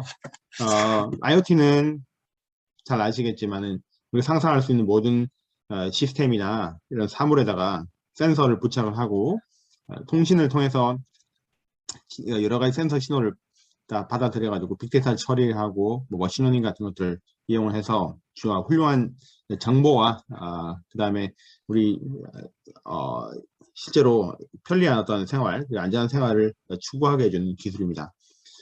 여기 이제 중요 핵심 기술들이 다양하게 있는데요. 그 중에서 아마 이 IoT 센서 분야에 여러 가지 바틀렉에 해당되는 부분 중에 하나가 파워 부분입니다. 예를 들어서 굉장히 먼 격지에 센서로 신호를 모니터링 한다든지 혹은 신체에 부착하는 경우에 이걸 파워를 공급하는 것이 굉장히 어렵습니다. 그래서 뭐 솔라셀을 사용한다든지 여러 가지 자가 발전 방식의 어떤 파워링을 하는 것들도 많이 이루어지고 있고요. 현재 그런데 이제 센서가 소모하는 전력을 한번 보시면은 예를 들어 가스 센서의 경우에는 옛날에는 이제 벌키한 센서로 시작해가지고 점점 이제 작게 만들어지고 있고요. 그에 따라서 전력 소모가 많이 줄어지고 있는 상황입니다. 그렇지만 많은 센서들이 보시면은 이 표와 같이 여전히 전력 소모가 굉장히 많이 있고요. 이거를 장시간 원격지에 사용했을 때는 파워 공급이 굉장히 중요한 어떤 이슈가 된다라는 말씀은 아마 다 공감하실 거라고 생각합니다. 그래서 제 연구실에서는 전력 소모를 줄일 수 있는 센서 개발을 많이 하고 있고요. 그러면서 보시는 것처럼 이 가스 센서의 경우에 일반적인 가스 센서는 여러 가지 방식 중에서 전기저항 방식의 센서 같은 경우에는 상온에서 잘 동작하지 않고 고온으로 가열해야지 가스와 잘 반응합니다. 그렇기 때문에 전력 소모가 당연히 많이 필요하게 되는데요. 이 왼쪽 그림처럼 하나의 그 실리콘 칩 위에 매우 작은 마이크로 히터가 있고 거기에 센서 소재가 집적되어 있는 형태의 어레이를 만들어 가지고 전력 소모를 기존의 상용 센서보다는 10분의 1에서 크게 한 20분의 1 정도 수준으로 매우 낮춰 가지고 동작을 하면서도 센서의 어떤 성능은 아주 뛰어난 것들을 다양하게 연구하고 있습니다. 왼쪽 그림은 화학 저항 방식의 센서, 오른쪽은 폭발성이나 가연성 가스를 디텍션할 수 있는 촉매 연소식 센서도 역시 마찬가지로 이런 마이크로 히터를 사용해서 저전력으로 구동할 수 있는 센서를 개발하고 있고, 최근에는 히터를 동작하는 대신에 빛을 사용해 가지고 마이크로 LED를 비춰 가지고 센서를 액티베이션 시키고 그걸로부터 센싱을 할 수 있는 기존의 마이크로 히터보다 전력 소모가 한 1000분의 1 정도 이하로 낮아지는 초저전력 센서도 개발하고 있습니다. 그리고 그것과 함께 이 머신러닝 테크닉을 함께 조합을 해서 이 그림에서 보는 것처럼 마이크로 LED를 이렇게 펄스 형태로 해서 깜빡깜빡 비춰가면서 나오는 센서의 신호의 트랜지션 리스판스가 주변의 환경에 따라서 굉장히 다릅니다. 그래서 그 트랜지션 리스판스를 프리 트랜스폼을 해가지고 스펙트로그램을 쭉 분석을 하고요.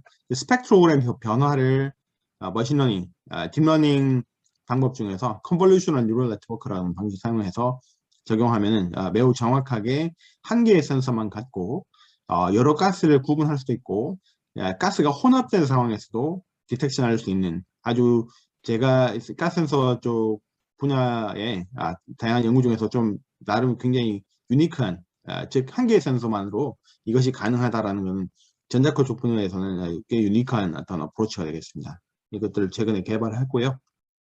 그림도 보시는 것처럼 이의 상용 센서는 한 수십에서 수백, 100mW 정도급의 전력 소모가 있는데 이런 마이크로 히터로 내려가면서 전력 소모가 되게 작아지고요. 저희가 개발한 이 블루 마이크로 LED 기반의 가스 센서는 한 1 마이크로와트급 정도, 그래서 기존 가스 센서보다 한 10만 분의 1 정도 낮은 전력 소모를 가지고 있다라는 걸 보여드리고 있습니다. 그렇지만은 저희가 이거를 여전히 이걸 파워링 하기 위해서는 전력이 필요한데 저희가 관심을 가지고 있는 것은 전력 소모를 하지 않고 주변에서 에너지를 끌어다가 할 수 있는 셀프 파워 방식의 센서를 많이 연구를 하고 있고요. 여러 가지 방식이 있습니다. 뭐 모션을 사용을 해서 피에조 일렉트릭이나 트라이브 일렉트릭을 사용하는 방식도 있는데 저희는 가장 우리가 친근하게 많이 사용하는 주변의 빛, 뭐 실내에 있는 아주 약한 빛에도 잘 동작할 수 있는 거기서부터 에너지 하베스팅을 하고 그 에너지 하베스팅 하는 방식을 사용해서 곧바로 셀프 파워된 방식의 환경 센서 그리고 물리 센서를 개발하고 있습니다. 이 그림을 보시면은 이제 솔라3 있고요. 솔라3 두 개가 있습니다. 하나는 레퍼런스, 하나는 센싱 필름이 있고요. 두 개를 서로 비교하고 있는데 예를 들어서 센싱 필름 위쪽에는 보시는 바와 같이 이 마이크로 나노 구조물의 그러니까 계층 구조 형태의 구조에다가 특정한 가스에 반응을 했을 때 특정한 파장대에 빛의 투과도가 변화하는 그런 방식의 물질이 발려있고요. 그러면은 가스가 만약에 들어왔을 때 여기에 투과도가 바뀌고 센싱 필름 셀 쪽에서 나오는 출력이 이 레퍼런스에 대비해서 변화가 생기겠죠. 그걸 갖고 센싱을 하고 있고요. 이 그림에서 보시는 것처럼 TMPD라고 하는 물질이 NO2 가스에 익스포즈가 되면 이 파장대 빛의 투과도가 낮아집니다. 거기에 맞는 어떤 오르가닉 솔라셀을 밑에다가 두면요. NO2 가스가 들어왔을 때 이 센서에 솔라셀에서의 출력이 변화가 생기는 것 사용해서 센서로 가스 센서로 활용할 수 있습니다. 이 그림은 유사한 방식인데 솔라셀 위쪽에 이 습도와 반응을 해서 키토산이라고 하는 것이 일종의 하이드로젠 물질인데 습기가 들어왔을 때 습도가 올라가면은 이게 볼륨 익스펜션을 하고요. 그 두 개의 메탈 사이에 간격의 변화가 생기면은 이 안에 있는 트랩되는 빛의 간섭이 특정 파장대에서 증폭되는 그게 달라집니다. 그걸 패브리 페로 구조라고 하는데요. 그런 걸 사용해서 센싱 필름 만들고 아래쪽에 솔라셀을 함께 두면은 습도 변화에 따라서 솔라셀의 아웃풋이 바뀌는 그런 방식의 센서가 되겠습니다. 그리고 이것도 유사한 방식인데 위쪽에 있는 센싱 필름이 폴리머를 나노 임프린팅이라는 공정을 사용해서 이렇게 균일한 그레이팅 형태로 만들고 그 다음에 이 경사정착법이라고 하는 방식을 사용해서 이 방막을 양쪽의 대칭이 아니라 비대칭 형태로 해서 데포지션 하면요. 수소가스가 들어왔을 때 팔라듐 하이드라이드로 바뀌면서 볼륨 익스펜션 하게 되고요. 그에서 이게 구부러지는 그런 일이 생깁니다. 아래쪽에 있는 폴리머를 구부려 가지고요. 빛의 투과도를 변화시키는 것을 그 밑에 있는 솔라세이 디텍션하는 그런 방식이 되겠습니다. 그리고 실제로 이걸 구현을 할 때 여러 가지 계측기기를 막 사용한다든지 그런 거는 저희가 프랙티컬한 차원에서 좋지 않겠죠. 센서도 셀프 파워, 그 다음에 이걸 구동하는 것도 굉장히 저전력 회로가 필요합니다. 그래서 저희 학교에 있는 전작과의 재민 교수님과 함께 이런 셀프 파워 방식의 가스 센서를 구동할 수 있는 SOC 칩도 만들어 가지고 함께 적용을 해보았습니다. 현재 이 가스 센서 쪽 저전력, 초저전력 센서 관련돼서는 국내 이 대기업 중에서 가장 대표적인 회사 기업과 같이 지금 그쪽에 있는 스마트 팩토리 쪽에 응용하는 쪽에 연구를 진행하고 실제로 상용화에 필요한 파일럿 테스트를 진행하고 있습니다. 그리고 이제 셀프파워 방식을 좀 더 활용을 해서 주변에 화학적인 변화가 아니라 물리적인 어떤 자극이 주어질 때 물리적 자극에 의해서 빛의 투과도가 바뀌는 그런 방식을 적용해 보았습니다. 이거는 이제 포러스한 일레스토머고요. 일레스토머가 일종의 스펀지 같은 그런 구조인데 포어들이 많이 있어가지고 빛이 지나갈 때 이 포어에 부딪혀가지고 굉장히 산란을 많이 일으켜가지고 굉장히 불투명한데요. 이걸 눌러주면은 이 산란되는 포어들이 적어져서 빛의 투과도가 상승하는 그런 원리를 사용할 수 있습니다. 그걸 사용해가지고 한쪽은 레퍼런스 셀, 나머지 한쪽은 이 포러스한 일레스토머가 올라가 있는 센싱 셀이 있고요. 두 개 계속 비교를 하면서 보시는 바와 같이 주변에 빛의 밝기에 상관없이 이 셀프 파워 방식의 솔라셀을 사용해서 사람 모션 디텍션 할 수가 있습니다. 보시는 것처럼 항상 주변에 있는 빛의 세기를 측정하면서 그걸로부터 보상을 해가지고요. 주변의 빛이 얼마나 센가에 상관없이 사람의 모션을 디텍션할 수 있는 셀프 파워 방식의 센서가 되겠고요. 최근에는 이 유사한 방식을 미케니컬 메타머리라고 하는, 이걸 잡아당겼을 때 중간에 이렇게 갭 오프닝이 생기는 것을 극대화할 수 있는 이 오브젝틱 구조, 다른 말로는 이 네거티브 포화성 이펙트 구조를 사용을 해가지고 적용을 해보았습니다. 그래서 이 양쪽에서 스트레인이 발생될 때 이 갭이 굉장히 크게 많이 증가를 하면서 빛이 투과를 하는 정도가 커지고요. 아래쪽에 솔라셀로 디텍션하게 되겠습니다. 그래서 이런 방식을 사용하면요, 그러면서 보시는 것처럼 어떤 구조물에 균열이 증가해가지고 파괴가 생길 때 그거를 디텍션할 수 있는 그런 센서. 그래서 보시는 것처럼 너치가 있는 구조에서 잡아당겼을 때 어떤 스트레인이 어느 이상 발생돼가지고 디텍션이 딱 되면은 이 센서가 이렇게 주변에 있는 그 아주 약한 빛을 사용을 하더라도 셀프 파워 방식의 센싱을 할 수가 있고요. 마지막으로 이 방식을 사용을 해가지고 이렇게 운동 모니터링에 사용할 수 있습니다. 자세가 이제 올바른 자세가 아닌 경우에 운동을 하는 경우랑, 그다음에 이 자세를 올바르게 했을 때 하는 것들을 모니터링 할 수 있는 이 운동 모니터링에 적용한 사례를 보여드리고 있습니다. 네, 뭐 마지막으로는 저희가 이런 자가 발전뿐만 아니라 주변에 NFC라고 하는 그 니어 필드 커뮤니케이션 방식을 사용해서 안테나가 이렇게 병상 아래에 들어가 있고요. 그 다음에 이 병상 위에 있는 웨어러블 센서가 압력을 디텍션 해가지고 이 환자가 장기간 요양을 하거나 이렇게 아니면 반신 혹은 전신 마비가 있는 경우에는 굉장히 그 심각한 욕창이라고 하는 질병이 발생될 수 있습니다. 그건 이제 특정 포인트에 압력이 굉장히 많이 가해질 경우에 생기는데요. 그걸 모니터링 할 수 있는, 그래서 이런 환자분들이 욕창이 좀 발생되기 전에 미리 그 프레셔를 모니터링 할 수 있는 그런 기술도 최근에 개발해가지고, 여기 있는 거는 무전원 타입, 그 다음 와이어리스 타입입니다. 그래서 NFC 안테나로부터 에너지를 받고요. 측정을 한 다음에 다시 안테나에 돌려주는 그런 형태가 되겠습니다. 그래서 이런 관련된 쪽으로 저희 연구실에서 진행하고 있다라는 말씀을 드리면서 발표 마치도록 하겠습니다. 감사합니다. 네. 저기 질문이 있는데요. 지금 센서를 MEMS 기반으로 굉장히 많이 하고 계신데, 이제 그 상용화해서 이제 돈을 번다는 입장에서 가장 시장이 클 것 같은 게 어떤 센서라고 생각하세요?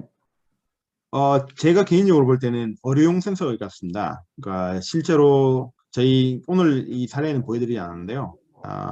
그 바늘 탑재형으로 해가지고 삼성 서울병원과 같이 해서 수술과 시술에 들어가는 바늘에 조직 내에서 압력, 그래 온도를 모니터링하는 것을 실제로 개발하고, 그다음에 뭐 기업을 통해서 상용화를 했는데요.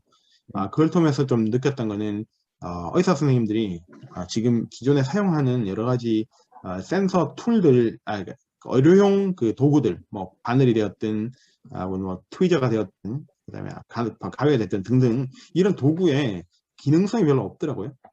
거기에 이 센서를 좀 잘 탑재해가지고 기능성을 부여하면은 제가 보기에는 시장의 파급력은 매우 클 거라고 생각합니다. 그래서 여러 가지 분야 중에서는 제가 보기에는 의료용 쪽, 의료도 CT나 뭐 아니면 MRI 이런 쪽도 있긴 하지만은 그 단순한 툴에 적용할 수 있는 기술들은 굉장히 많이 있지 않을까 생각합니다. 우리 저기 집집마다 네. 그 온도계 뭐 이런 거는 기본적으로 다 있잖아요. 하다못해 네. 직접 그 벽에 안 걸어놔도 보일러에 온도계가 달려 있고, 그런데 뭐 그런 것처럼 집집마다 사용할 수 있는 어떤 불특정 다수가 쓸만한 그런 센서면은 이제 가격은 좀 낮더라도 시장은 훨씬 크지 않을까라는 생각도 드는데요. 그런데 네. 이제 제가 한 가지 궁금한 거는 지금 네. 셀프 파워드도 이제 연구하시잖아요. 네. 근데 이제 거기에 어떤 이상이 생기면, 가스에 이상이 생기면 알람을 주면 좋을 것 같은데, 통신하는 데 필요한 파워하고요. 센서가 네. 구동될 때 필요한 파워하고 면 몇 대 몇 정도 되는 거예요? 좋은 질문입니다. 사실 그 표는 여기 준비하지 않았는데, 통신은 계속 지속적으로 하진 않습니다. 그러니까 네. 어떤 문제가 발생됐을 때 계속 이제 통신 부분을 그냥 꺼놓고 있다가 문제가 발생됐을 때만 통신을 켜기 때문에 통신에 이제 소모하는 전력 자체는 그렇게 크지 않다고 이렇게 생각하시면 되겠고요. 그러면 그 IoT 센서로 아주 엄청난 기술을 보유하고 계시는군요. 저희가 네. 실제로 이제 그 환경 센서 쪽 부분에 있어서 이렇게 현재 좀 국내 기업들, 대기업들하고 좀 많이 협력을 하고 있는데, 뭐 가전 제품이라든지 아니면 실내 환경 이런데 사용할 수 있는 그 초저전력 센서에 대한 니즈가 되게 많더라고요. 그래서 뭐 기회 된다면 이 중소기업 분들 중에서 그런 쪽에 좀 관심이 있거나 그 경험이 있으신 기업들은 같이 협력을 해보면은 아마 시장이 좀 많이 열리지 않을까 싶습니다. 그렇군요. 그래도 이제 시장이 큰 거는 컨슈머 일렉트로닉스 쪽이 크고, 맞습니다. 당연히 메디칼 쪽도 메리트가 있는데, 그건 이제 이렇게 N수가 작죠. 그래서 이왕이면 음, 컨슈머 예, 일렉트로닉스에 맞습니다. 들어가면 좀 좋겠다라는 생각이 듭니다. 맞습니다. 네, 네, 발표 감사합니다. 네, 감사합니다. 네, 어, 다음 발표는요, 디지스트의 박상현 교수님 발표를 듣겠습니다.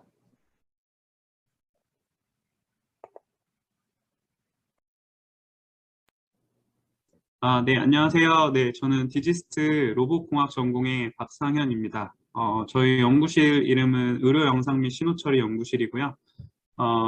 그 연구실 명에서도 보시듯이 의료영상이나 뭐 신호처리에 관련한 연구를 진행을 하고 있습니다. 오늘 제가 발표드릴 내용은 영상 내 간접 영역 추출 기술입니다.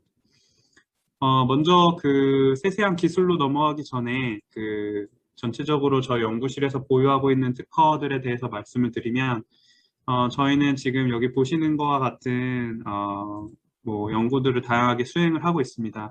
어떤 영상이 들어왔을 때 그 영상을 분류하는 문제에 대해서 관심을 가지고 있고요. 그 다음에 이제 영상 자체를 퀄리티를 향상을 시키거나 저희가 뭔가 학습을 할 때 데이터가 좀 부족한 경우 그 영상 자체를 제너레이션을 시키기도 합니다. 뭐 이거 같은 경우에는 뭐 카테터 같은 것들을 이제 실제 혈관에 들어가 있는 것과 같이 이제 제너레이션한 영상인데요.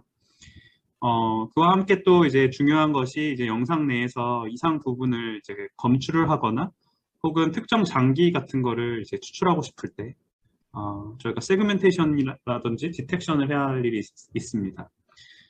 그리고 이제 영상이 이제 보통 한 2개나 3개가 들어왔을 때 그 영상들을 정합을 해서 서로 매칭되는 부분이 어디인지를 알아내는 연구들이 필요합니다. 그래서 뭐 이런 각각의 이제 특허들을 보유를 하고 있는데 오늘은 이제 이 세그멘테이션이나 디텍션과 관련한 그 연구를 좀 더 집중을 해서 발표하도록 하겠습니다. 네, 뭐 다음과 같은 4개의 특허에 대해서 좀 발표를 하려고 하고요. 그 하나하나 기술을 자세하게 설명드리기보다는 전반적으로 이런 것들이 가능하다라는 것을 좀 보여드리려고 합니다. 먼저 이 이미지 세그멘테이션 관련해서는 보통 이렇게 지도학습이라고 하는데요. 저희가 어떤 데이터를 주고 그 데이터에서 찾고자 하는 어떤 영역이 마스킹되어 있다고 하면 그 마스크들을 이렇게 주어줍니다. 주어주고 어떤 모델을 학습을 하게 되면 우측과 같이 이제 세그멘테이션을 할 수가 있습니다. 근데 이제 문제는 이제 이 중간에 이 네트워크를 어떻게 사용을 하느냐에 따라서 성능이 많이 달라지고요. 또 한 가지는 보통은 이제 이런 마스크를 만드는 게 상당히 어려운 문제입니다. 뭐 우측에서 보시다시피 이런 세그멘테이션들을 한 장 한 장 다 만들어 주려고 하다 보면 시간이 오래 걸리겠고요. 오래 걸리죠. 마찬가지입니다. 이 밑에도 마찬가지고요. 그래서 이제 이슈가 되는 것은 이 네트워크 자체를 잘 만드는 부분의 이슈가 하나 있고요. 또 한 가지는 이런 마스크를 얼마나 러프하게만 주더라도 실제 이제 우측과 같이 세그멘테이션 결과를 얻을 수 있느냐. 그래서 뭐 이거 저희가 위클리 슈퍼바이즈 러닝이라고 보통 말을 하는데요. 그 레이블을 러프하게만 가지고 있더라도 어떤 세그멘테이션 문제를 푸는 이런 기술을 보유를 하고 있습니다. 제가 이제 의료 영상으로 보통 지금 설명을 드리고 있습니다만, 일반적인 2차원 영상, 뭐 내추럴 영상에도 마찬가지로 적용이 가능하다고 생각하시면 될 것 같습니다. 먼저 설명드릴 내용은 이제 병변 검출 장치 및 제어 방법이라는 특허인데요. 기존에 이제 이런 유넷 구조가 많이 이제 제한이 됐었습니다. 근데 저희는 이제 여기에 어떤 전이 그 트랜지션 레이어를 중간에 추가를 했고, 그 다음에 이제 손실함수 로스 펑션을 어떻게 정의하느냐에 따라서 또 성능이 달라지는데, 뭐 이런 로스 펑션을 좀 영역이 좀 적은 영역에도 가중치를 줄 수 있도록 변형을 해서 저희가 좀 좋은 결과를 얻었었고요. 그래서 일반적인 뭐 유넷 기반의 어떤 레스넷이라고 하는 뭐 기법이 있는데, 이 기법 같은 경우에는 뭐 80% 정도 정확성을 보였지만, 뭐 이 기법 같은 경우에는 훨씬 더 정확하게 이제 이런 병변들과 전체적인 이 브레인 영역을 세그멘테이션 해낼 수 있음을 저희가 확인을 했고요. 이 기법 같은 경우에는 이제 국제 이 학술대회에서 열린 챌린지에서 1위를 기록을 하기도 했습니다. 일반적으로 이렇게 이 기법 같은 경우에는 이제 슈퍼바이즈 러닝에서 어떤 식으로 이제 그 레이블이 주어져 있을 때 효과적으로 그 모델을 학습할 수 있는지에 대한 내용이었고요. 이 다른 기술 같은 경우에는 이제 세포 식별 장치 및 제어 방법입니다. 그래서 보시면은 이건 병리 영상인데요. 병리 영상 내에서 이런 셀들을 하나하나 세그멘테이션 해내는 작업이 중요합니다. 왜냐하면 이 셀들 같은 경우에 이제 모양이 좀 이상해지거나 하면은 이게 암과 연관이 있거든요. 그래서 뭐 이런 것들을 개별적으로 인스턴스 세그멘테이션이라고 하는데요. 그 개별적으로 세그멘테이션 하기 위한 기술을 보유를 하고 있고요. 그와 함께 이제 어떤 이런 기법들을 썼을 때 오류가 날 수가 있는데, 이제 그 인스턴스들 간의 어떤 구분을 잘 해주기 위한 어떤 그 네트워크를 제안을 했고, 이제 이런 기술을 썼을 때 인스턴스 세그멘테이션 성능이 높아지는 것을 저희가 검증을 했습니다. 그래서 뭐 저희 기법을 사용하지 않고 일반적인 기법들을 사용을 했을 때의 애큐러시들이 있는데, 여기에 이제 저희 기법을 포스트 프로세싱으로 활용을 했을 때 이제 성능이 어떻게 높아질 수 있는지를 보여주고 있는 결과이고요. 이 기법 같은 경우에도 이제 미카에 2019년도에 소개가 되었습니다. 이 기법을 이용하면 다음과 같이 다양한 이제 셀들을 이렇게 하나하나 분리를 할 수가 있고요.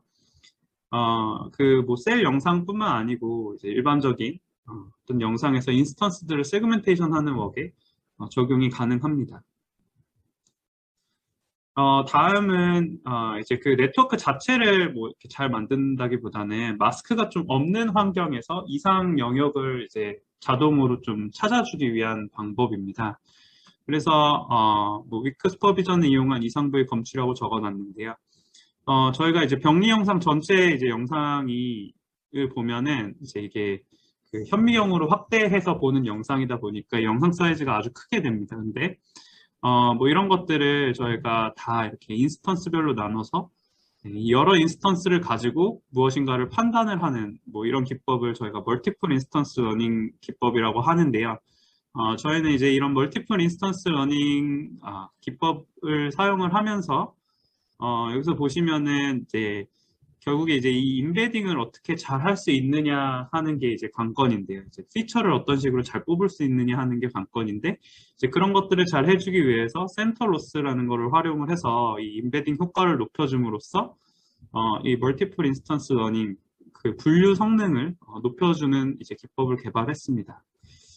분류를 하면서 동시에 이제 이상 영역이 어디가 이상이 있는지를 이제 찾아줄 수가 있거든요. 그래서 이 기법을 이용을 하게 되면 저희가 이제 이 영상이 뭐 튜머를 포함하고 있는 영상인지 혹은 정상에 대한 영상인지를 저희가 맞춰주면서 동시에 이제 만약에 튜머라고 했다면 얘가 어느 영역을 보고서 튜머라고 했는지 이런 것들을 자동으로, 그건 이제 마스크를 주지 않더라도 이런 영역을 자동으로 찾아낼 수 있다는 것을 저희가 확인을 했습니다.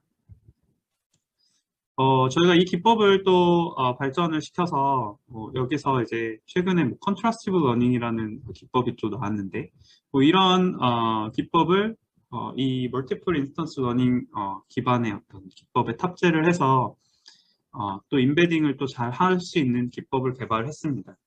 그래서 그 기법 같은 경우에는 저희가 CT 영상을 얻었을 때 그 CT 영상이 이제 뭐 예를 들면 코로나 환자인의 CT 영상 혹은 그냥 일반 세균성 폐렴 환자의 이제 그 영상을 받았을 때 이게 과연 이제 코로나 환자인지 그냥 일반 세균성 폐렴인지를 맞춰주는 어떤 기법인데요.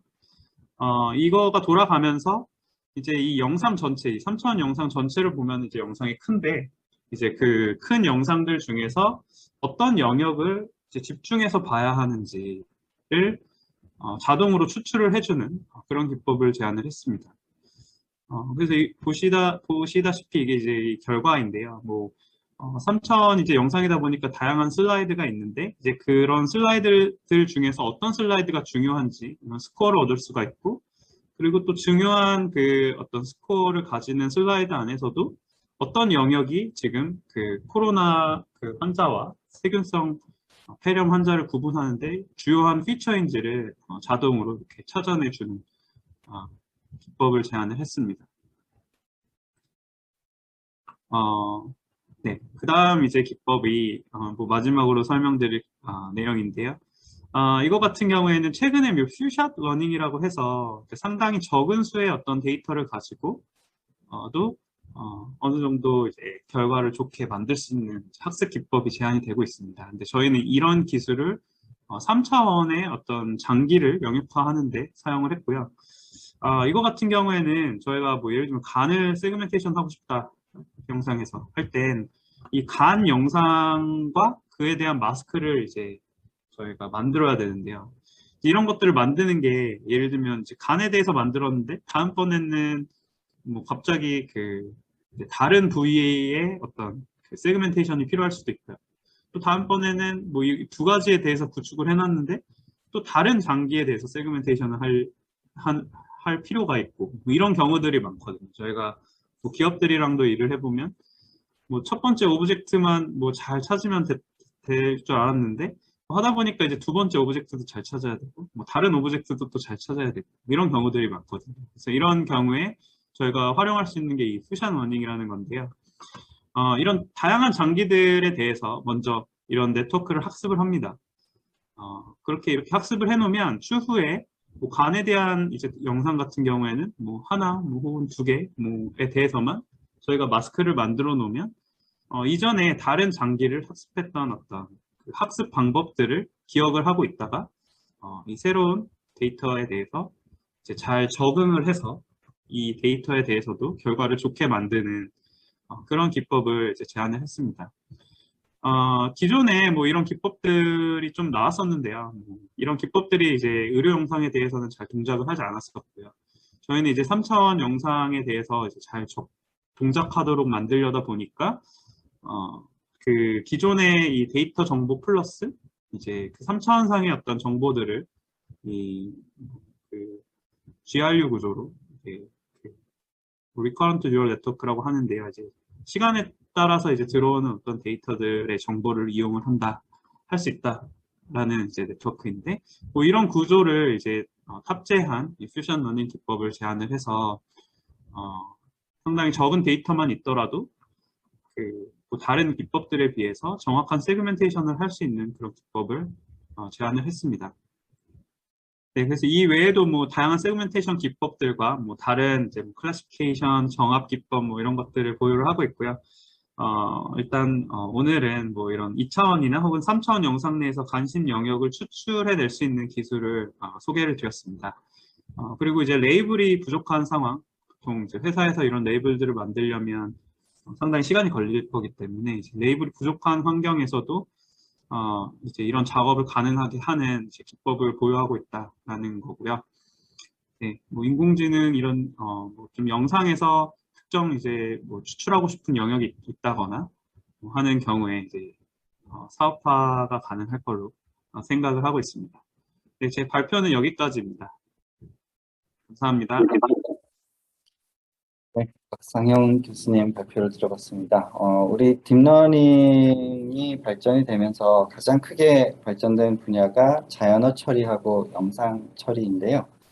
그런데 이제 자연어 처리는 보통 이제 구글이나 네이버 같은 그런 대기업에서 많이 쓰이게 돼서 중소기업에는 잘 들어가기가 어렵죠. 근데 이제 구글에 있는 그 번역기 뭐 이런 것들을 중소기업에서 API를 사용할 수는 있겠지만 직접 넣을 일은 별로 없을 수 있어요. 근데 영상 처리는 중소기업에도 굉장히 많이 쓰일만 하죠. 근데 그 영상 처리 중에서 제일 많이 중요한 그런 태스크가 위지 세그멘테이션이라서 그런 뭐 생산 라인에 어떤 뭔가를 분리를 해야 된다거나 뭐 등등의 여러 가지 자문이 필요하시면 박상현 교수님께 연락을 하시면 될 것 같습니다.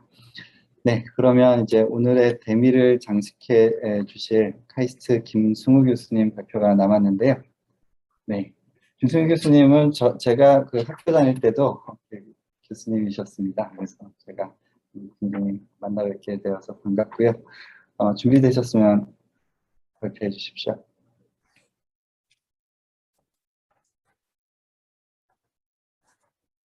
네, 잘 보입니다. 저 카이스트의 김승우 교수입니다. 사실 오늘 제가 말씀드릴 내용은 조금 그 ICT는 분야는 맞는데 소프트웨어가 아니라 약간 하드웨어 중심으로 말씀을 드리겠습니다.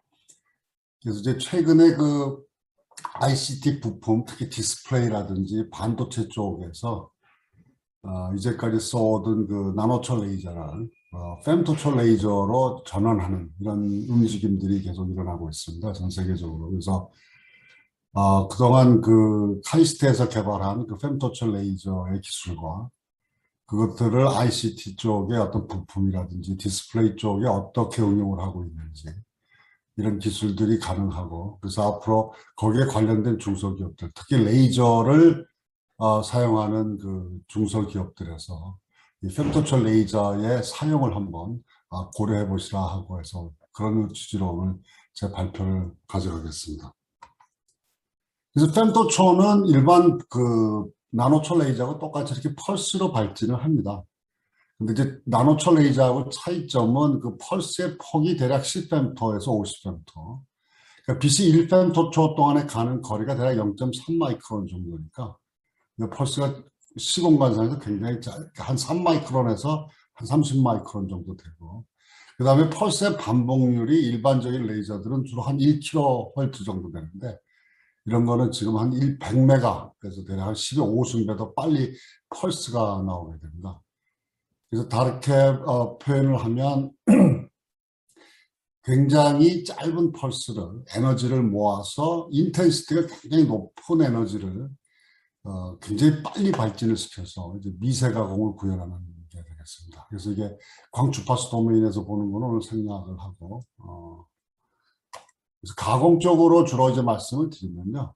우리가 아까 말씀드린 대로 일반적인 우리가 쓰는 레이저들이 좀 이쪽에 나노처 정도에 있는데, 지금 제가 오늘 말씀드릴 내용은 이제 femto처에 해당이 되겠습니다. 그래서 이 femto처 그러면 일반적으로 일렉트론이 원자 애톰 내에서 그 오비탈 트랜지션을 할 때 걸리는 타임 스케일도 굉장히 빠르고, 이게 대략 10의 마이너스 15승이니까 우리가 실험실에서 1mW 정도의 레이저 파워를 가지고 레이저를 만들어도, 그러니까 평균 파워가 순간적 파워는 이게 테라와트급까지 올라가서, 이게 보시면 월드 에너지 컨섬션, 그래서 전 세계가 쓰는, 물론 굉장히 짧은 시간입니다. 대략 얼마나 우리가 에너지를, 레이저의 에너지를 시공간상에서 모을 수 있냐, 콘센트레이션을 시킬 수 있냐라는 게 이제 이 레이저의 핵심 기술들입니다. 그래서 이 응용은 뭐 굉장히 물리, 화학 다양한데, 오늘은 이제 기계공학 제조 분야에 대해서 중점을 두고 말씀을 드리겠습니다. 그래서 이제 주로 기계공학 쪽에서 하는 레이저 가공은 여기 보시면 이제 여러 가지가 나와 있는데요. 그거를 이제 분류를 할 때 우리가 가공하고 하자 하는 그 패턴, 미세 패턴의 굵기가 얼마냐, 이거를 하는데, 지금 아시다시피 이제 과거에는 뭐 1mm에서 지금은 마이크론까지 오고 이제 더 마이크론 이하로 내려가고 있고 이런 미세 가공 쪽 특히 MEMS라든지 디스플레이 쪽이라든지 그다음에 반도체 쪽의 기술들이 이제 이런 쪽에 영역을 하는데 주로 이런 쪽에 맞는 레이저들을 이제 레이저 펄스 위터, 펄스 폭으로 보면 대략 피코초에서 fem토초, 그다음에 적어도 나노초 이하의 펄스 레이저들을 지금 현장에서 쓰고 있습니다. 주로 지금도 산업계 표준은 대략 나노초 레이저가 되어 있는데 지금 학계라든지 그다음에 일부 그 앞서가는 기업들에서 이제 피코초 레이저라든지 fem토초 레이저의 도입을 진행을 하고 있습니다. 그래서 이런 것들이 기존의 레이저들하고 어떻게 다른지에 대해서 말씀을 드리겠습니다. 그래서 이제 말씀드린 대로 ICT 쪽 분야에서 이제 주로 실리콘에 대한 가공이 주를 이루고 있고 산업체 수요를 보면 그다음에 이제 그 디스플레이 쪽에서는 주로 글라스를 중심으로 하는 여기에 방막을 올려서 하는 거고 그다음에 일반적인 산업에서는 이제 메탈 쪽에다 또 방막들을 올려서 하는 이런 기술로 대비가 전체적으로 발전을 하고 있습니다. 그랬을 때 여기 이 그림은 사실 저희 그림은 아니고 일반적으로 되게 많이 쓰는 건데요. 나노초 레이저를 쓰는 경우하고 피코초 레이저를 쓰는 경우하고 이제 fem토초 레이저를 쓰는 경우에 일반적으로 레이저 가공이 다른 노광 기술이라든지 에칭 기술에 비해서 가장 큰 문제가 이 열변형 문제입니다. 이 소위 thermal damage인데요. 이걸 어떻게 줄이느냐. 그래서 이제 fem토초가 그걸 줄이는 쪽인데 왜 fem토초가 되면 줄느냐라는 건 어떻게 설명을 하냐면 다음 페이지로 설명을 드리면 일반적인 레이저를 가공을 하면 이런 복잡한 그래서 가공 후에 그 표면 개질의 그 성능이 별로 안 좋은데 이제 펄스를 줄이면 줄일수록 굉장히 이 정교한 가공이 가능하다. 왜 그러냐를 설명을 하면요. 이제 여기 보시면 밑에가 이제 타임 스케일인데요. 여기가 나노초고 여기가 피코초고 여기가 이제 fem토초가 되겠습니다. 그랬을 때 우리가 레이저를 어떤 머티리얼에 주사를 하게 되면 이 레이저가 갖는 포톤 에너지가 일렉트론으로 전이가 됩니다. 그리고 일렉트론이 가지고 있던 에너지가 이제 포논으로 전이가 되고 그 포논이 thermal propagation을 해서 이제 열 확산이 되어 나가는 겁니다. 그랬을 때 그 타임 스케일로 보면 일반적으로 여기서 캐리어라는 게 이제 일렉트론을 얘기하는데요. 캐리어의 포톤에서 캐리어 업소션이 되는 타임 스케일이 일반적으로 fem토초 레인지에 있고 그 다음에 일렉트론에서 일렉트론으로 에너지가 넘어가는 일렉트론에서 포논으로 넘어가는 경우가 대략 피코초에 있고 일반적으로 이제 우리가 기계공학에서 얘기하는 thermal emission이라든지 thermal diffusion 같은 거는 타임 스케일이 나노초에서 일어나게 됩니다. 그래서 이제 펄스를 짧게 하면 펄스를 내가 피코초에서 끊으면 에너지가 실질적으로 일렉트론에만 딱 들어가게 하고 더 이상 에너지를 주지 않아서 그것이 열이 확산이 되지 않게 하고 또 열이 확산이 돼서 온도가 올라갈 때 되면 다음 펄스가 굉장히 빨리 들어오니까 빨리 들어와서 열이 확산되기 전에 다시 그 재료를 제공하고 제거하고 하는 소위 콜드 어블레이션이라고 이제 이런 프로세스들이 개발이 가능합니다. 그래서 이제 이런 거를 이용을 하는 쪽으로 해서 저희 그 카이스트 내에 오시면은 이제 일반적으로 레이저들을 많이 개발이 되어 있는데 초창기 fem토초 레이저는 이제 크리스탈 기반으로 많이 만들었다가 요즘에는 완전히 파이버로 옵티컬 파이버로 만들게 됩니다. 그리고 두 개의 차이점은 뭐냐면 파이버로 만들면 모든 이 포톤의 매니플레이션이 파이버 내에 되기 때문에 진동이 굉장히 강합니다. 그래서 일반적으로 산업기계를 만들어서 레이저를 막 움직여야 될 때 위에서 크리스탈 쪽으로 만들면 이게 정렬이 흩어져서 문제가 생기는 반면에 파이버로 만들어서 이제 기계에다가 장착을 하는 이런 연구들이 지난 20년간 굉장히 많이 진행이 됐습니다. 그와 더불어 이제 그 레이저들을 컨트롤하고 그 다음에 CNC 가공을 할 수 있는 이런 이 설비 기술들도 굉장히 개발이 돼서 요즘은 CO2 레이저뿐만 아니라 fem토초 레이저를 가지고 완전히 가공을 할 수 있는 CNC 장비들이 실험실에서 개발이 돼 있고 지금 상용화가 되고 있는 단계들입니다. 그래서 이제 그 레이저를 보시면은 이 레이저가 굉장히 컴팩트하게 이렇게 지금 한 사진을 여러 군데서 찍어서 그런데요. 완전히 패킹을 굉장히 굉장히 로버스트하게 하는 기술들이 핵심 기술입니다. 그래서 이제 지금부터는 이제 몇 개 예제를 보여드리려고 그러는데요.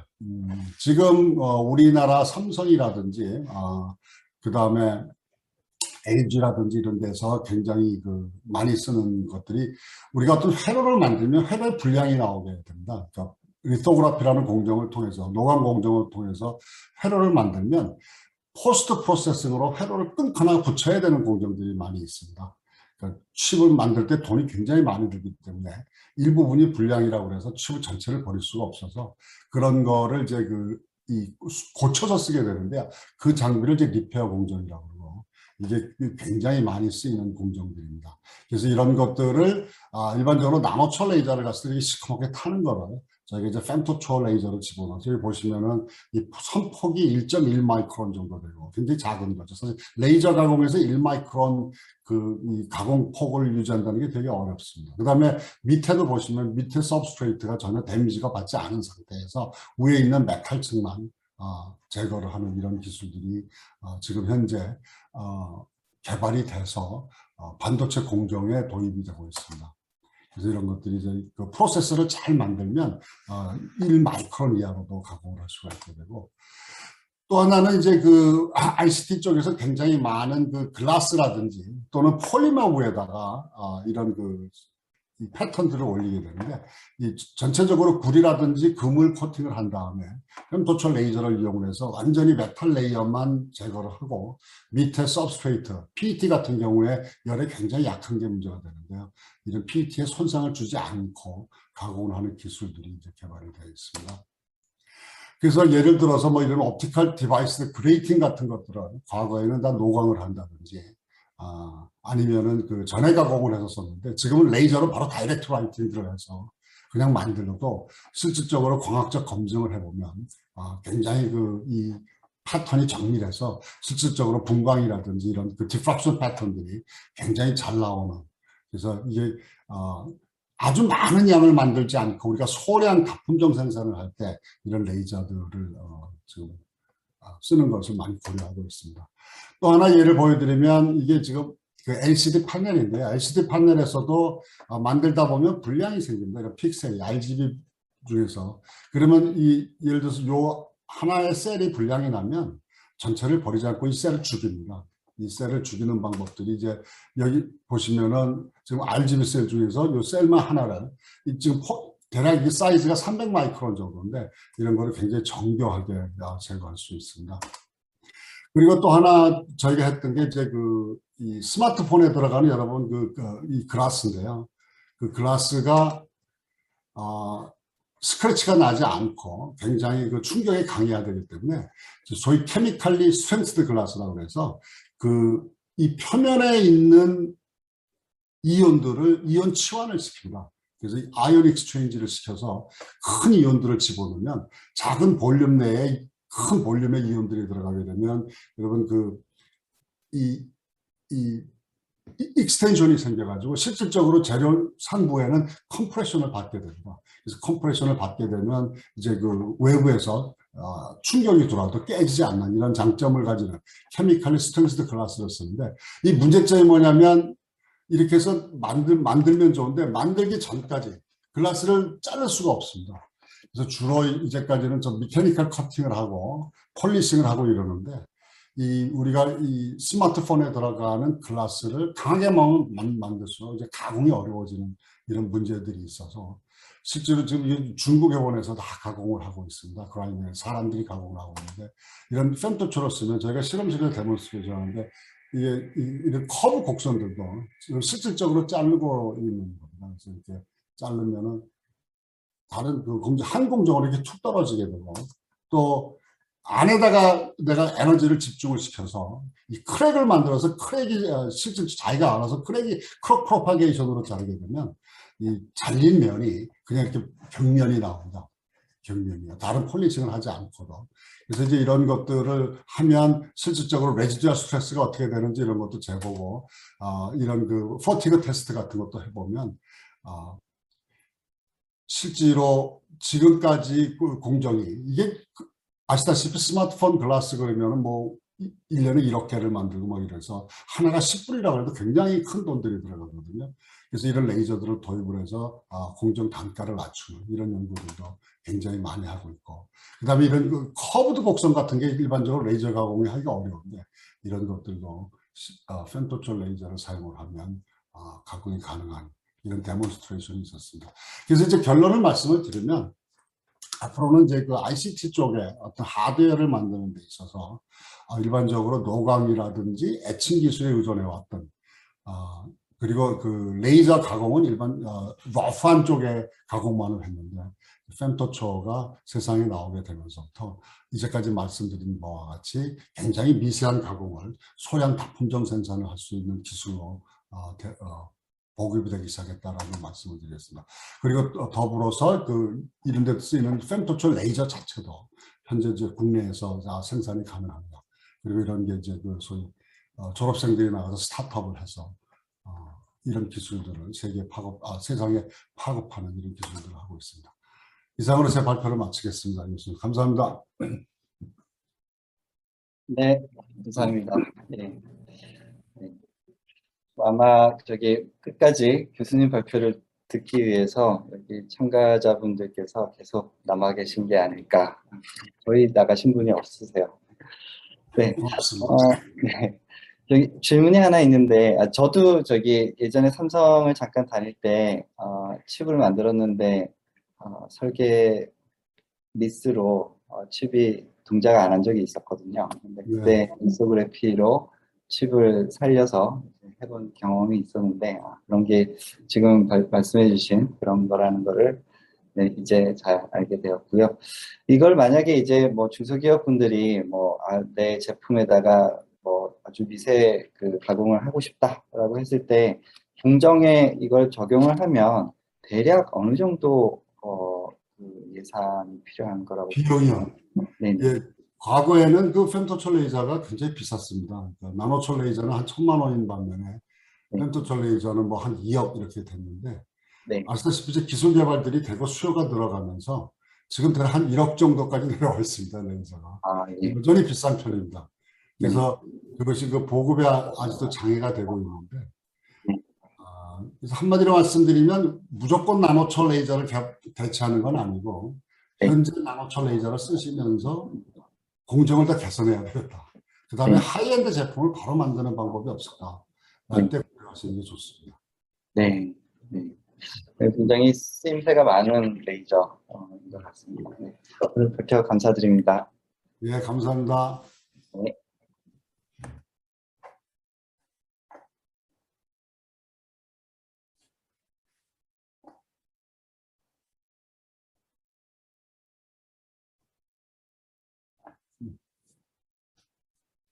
예, 감사합니다. 네네. 네. 오늘 발표는 다 끝났고요. 제가 잠깐 설명을 좀 드리고 마무리를 하도록 하겠습니다.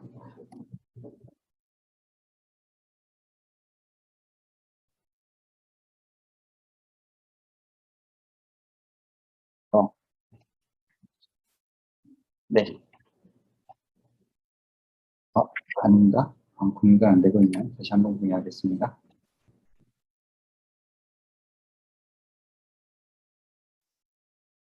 네, 사업 참여 혜택이라는 사실 R&D 공유 센터는 궁극적으로는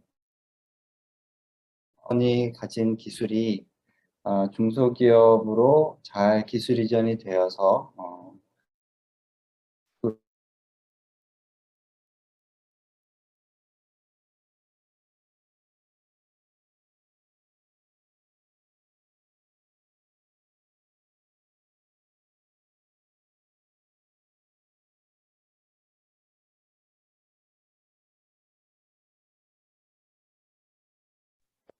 제 얘기가 잘 안 들렸었나요?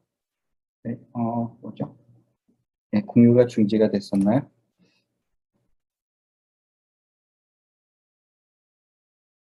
네, 지금 괜찮은가요?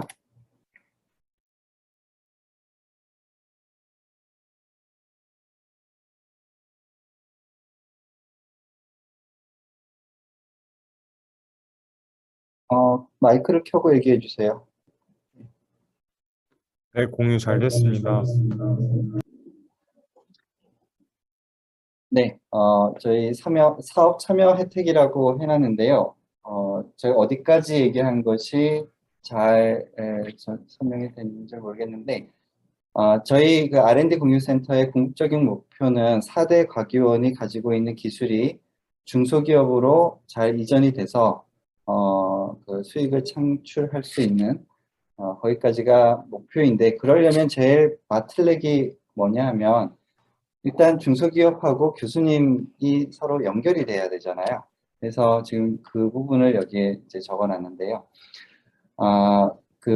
아마도 회사에서 그 교수님들하고 이제 컨택을 할 때 어려운 측면이 교수님하고 연락하기가 약간 어려울 거고, 또 한 가지는 연락이 되었어도 교수님이 바쁩니다 라고 하실 수 있잖아요. 그래서 그 부분을 어떻게 우리가 도움을 드릴 수 있을까 하고 생각한 것이 이렇게 자문을 요청을 하면 기업 측면에서는 기업이 사실 뭐 돈이 없어서 그런 건 아닐 테지만 어쨌든 자문비를 드리는 형태가 되면 교수님들하고 좀 더 편안하게 연락이 될 것 같아서 자문비를 이제 드리면 좋은데, 그게 이제 기업 안에서 그걸 처리하게 되면 이제 결제를 올리고 막 복잡하잖아요. 그래서 잘 안 하게 될 수도 있는데 그걸 저희가 대신해 줄 수 있습니다. 그래서 자문을 하기로 되면 그냥 A4로 된 간단한 양식에다가 어떤 교수님하고 어떤 내용으로 자문을 하려고 합니다 하고 저희한테 보내주시면 저희가 자문비를 대신 교수님께 지급할 수 있는 프로세스를 진행을 해드리고요.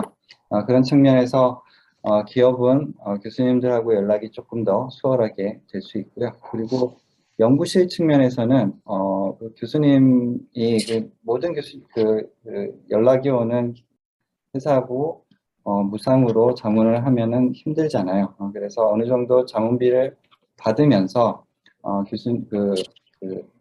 기업하고 뭐 자문 또는 기술 이전, 뭐 라이센싱 이런 것들을 할 수 있는데 저희가 옆에서 많이 도움을 드리려고 합니다. 네, 그래서 지금 보시면 하루에 최대 50만 원까지 받을 수가 있고요. 이거는 이제 약간 과기원마다 규정이 달라서 50만 원이 아닐 때도 있는데요. 그리고 그 교수님 한 분당 총 5회까지 자문이 가능합니다. 근데 교수님이 바뀌면 그 바뀐 대로 또 이런 최대 한도 안에서 자문을 받을 수가 있으니까요.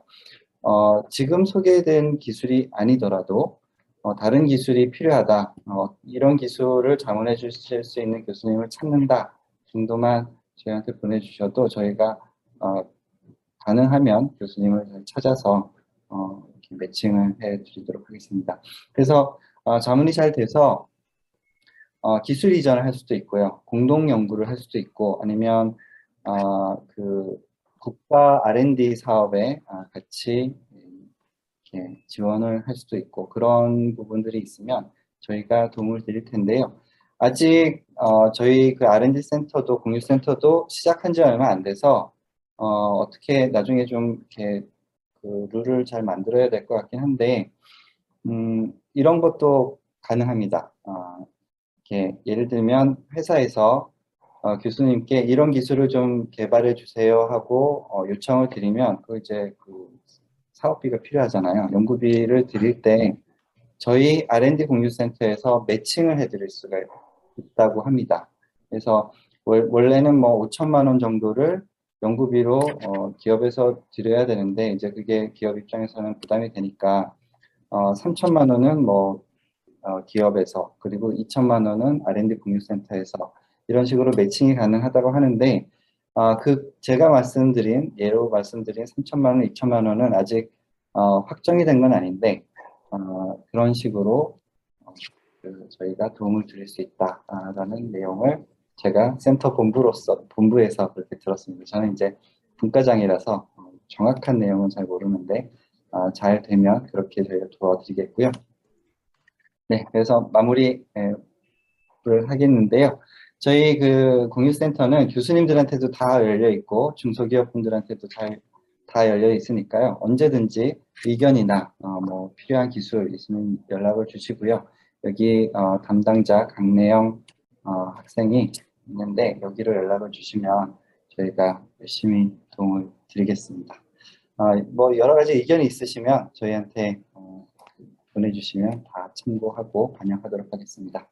네, 오늘 긴 시간 이렇게 참여해 주셔서 감사드리고 다음 워크숍 저희가 준비가 되면 또 연락을 드리겠습니다. 네, 감사합니다.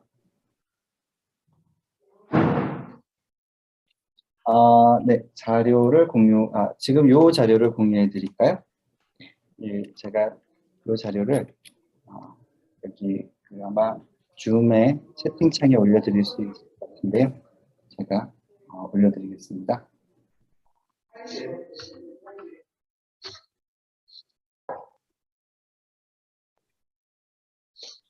오늘 발표한 모든 자료를 공유해달라고 말씀하신 것 같은데, 김태영 선생님께서 이 자료를 다 공유가 가능한가요? 참여자분들 한번 얘기 좀 해주실래요?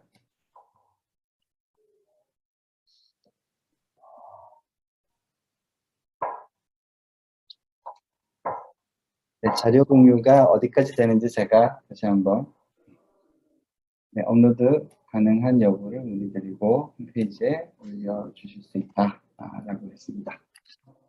그리고 오늘 발표 자료는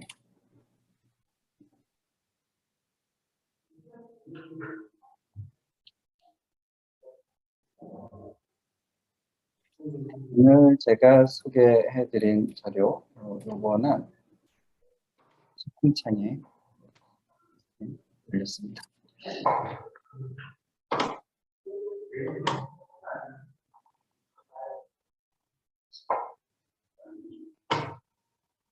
네, 오늘 참여해 주셔서 감사드립니다.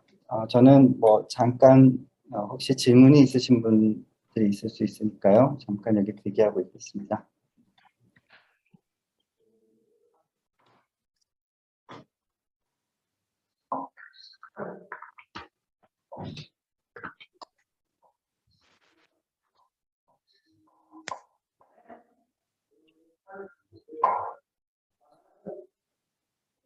네, 정렬 선생님 감사합니다. 김영호 선생님 감사합니다.